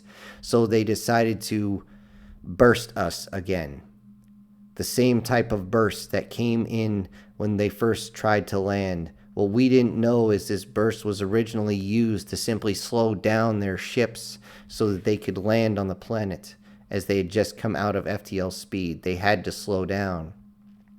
But this time they would use the burst to launch them towards the sky at an insane amount of speed. I couldn't imagine what inertia was doing to their bodies as the burst hit from underneath the ships and went out like a shockwave across the entire region, the entire area, the east coast of the United States, all the way past the Mississippi. As the burst radiated out, those of us that wielded magic suddenly were reinvigorated, but to a degree we did not expect. In actuality, it made me violently sick, and I'm just thankful that I kept my innards inside, as I saw one poor bastard shit himself with just the amount of power going through him. Another several around me simply vomited on the ground, as they were not used to this. They were not magic users, but somehow this burst had allowed them to absorb magic themselves, and they were just not ready. And as before, many of our people simply exploded, but not nearly as many as before. Barely 1% had this happen to them, where they simply burst like a zit and ended up all over the place. Many of them were not very good people, as we found out that the majority of those that exploded were prisoners. In actuality, one of the prisons ended up with almost an 80% explosive rate. We still have no idea why this is, but it is what it is. The elves immediately burst up, trying to get out of the way. They did get away from our small arms. However, more missiles came in, and two of their ships ended up taking hits strong enough that they ended up plummeting back towards the planet. And many of the elves blinked in around the cities and immediately fell to their knees. They had lost their pride, or thrown it to the side, and simply surrendered to us. The last two ships finally went out and created their own portals using their magic. How they were able to do it, I don't know, but they escaped back to their own space. It would not be long after that till the fighting actually ended. The fighting itself was 3 days. That is all. 3 days of a war between planets. And speaking of planets, the colonies did not favor as well as Earth itself, as the colonies did not have the extras inside their oceans, or those that had been laying dormant for so long deciding to fight. They were left on their own, with very few magic users and more technology. What they would find out in the colonies is that humans, well, we have this thing about a technique we call scorched earth, even if it's not Earth. It's also called asset denial, or a good old-fashioned hippity-hoppity get the fuck off my property. Many of the colonies now are depopulated. There's no one there, as many of them decided to blow whatever reactors they had. The burst of energy, heat, and everything else that came across was enough to take out many of the ships and almost all the personnel. Mars itself lost over 70% of its population. We sent the rest of our ships to help, and those of us that were able to transport over went to help as well. Venus did even worse, as all any of the invaders had to do was break the domes and allow the poisonous atmosphere in, and then everyone was relegated to certain areas. We didn't find much left, or many people. Many of the satellites, many of our colonies were still in ruin. One would think that we would have all sorts of rage to go and take our revenge on those out in the stars, but we just did not have the personnel.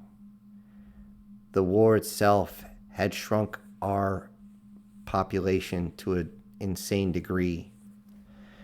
With the amount of dragonborns that were now gone, many of them had a massive amount of magical abilities, but now were not able to even be called on. We did not have the ships to go fight the ogres or the elves. The Lamias still prowled the night every once in a while. However, most of their numbers were completely annihilated. However, those that were able to consume enough were also able to breed.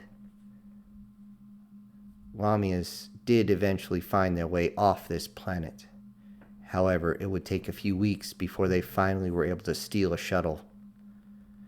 The dwarves were made peace with.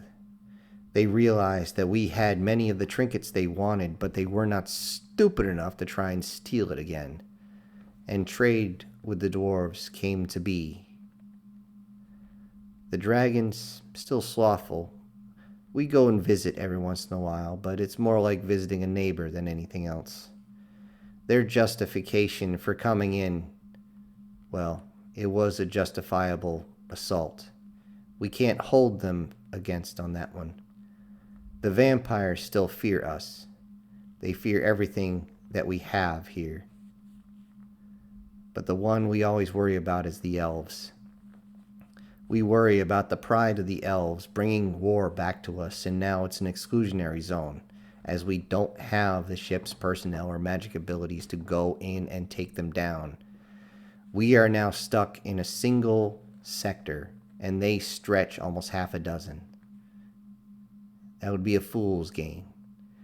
The only ones that are still welcome on this planet are the strangely high amount of female goblins that were left behind. As it turned out, when my niece summoned them, they had to be attracted to her form. If they even had the slightest bit of attraction to her form, the goblins simply became her pets, her slaves. However, if they were not attracted to that form, they still had their own free will and would not submit. That being said, goblins have now been integrated into our society. They have still kept many of their more amorous ways. However, they use it to their advantage. I can't argue with them using it. However, the one thing that has completely and totally changed was the fact that the tieflings, along with those of the beastmen, they have come to Earth en masse, as they do not feel safe out in the void of space anymore. The beastmen, though hiding from the vampires mainly, have found their own place here and are very, very welcome. In fact, dating one is considered more of a status symbol than anything else. That being said, the tieflings have fully integrated into human society. It is to the point where most people will look at one and say, wow, they're pretty, and then continue on with their day. It is not a shock to see one around, except for a few neighborhoods, but it is what it is, and I was grateful for this, as I was finally able to reunite with Cassie. I still remember seeing her after the battle as we ran up to each other and held each other. Unfortunately, she had to basically hold me up as I was completely drained of energy, and I almost collapsed in her arms. She still thought this was funny. All in all, I can say this. We may have faced off against the 7 deadly sins, but they found a simple truth that cannot be denied. Down here on Earth, down here is hell. With all the dark energies, cryptids, creatures, witches, mages, demons, and everything else you can imagine. We're here, and we're not going anywhere. Feel free to visit.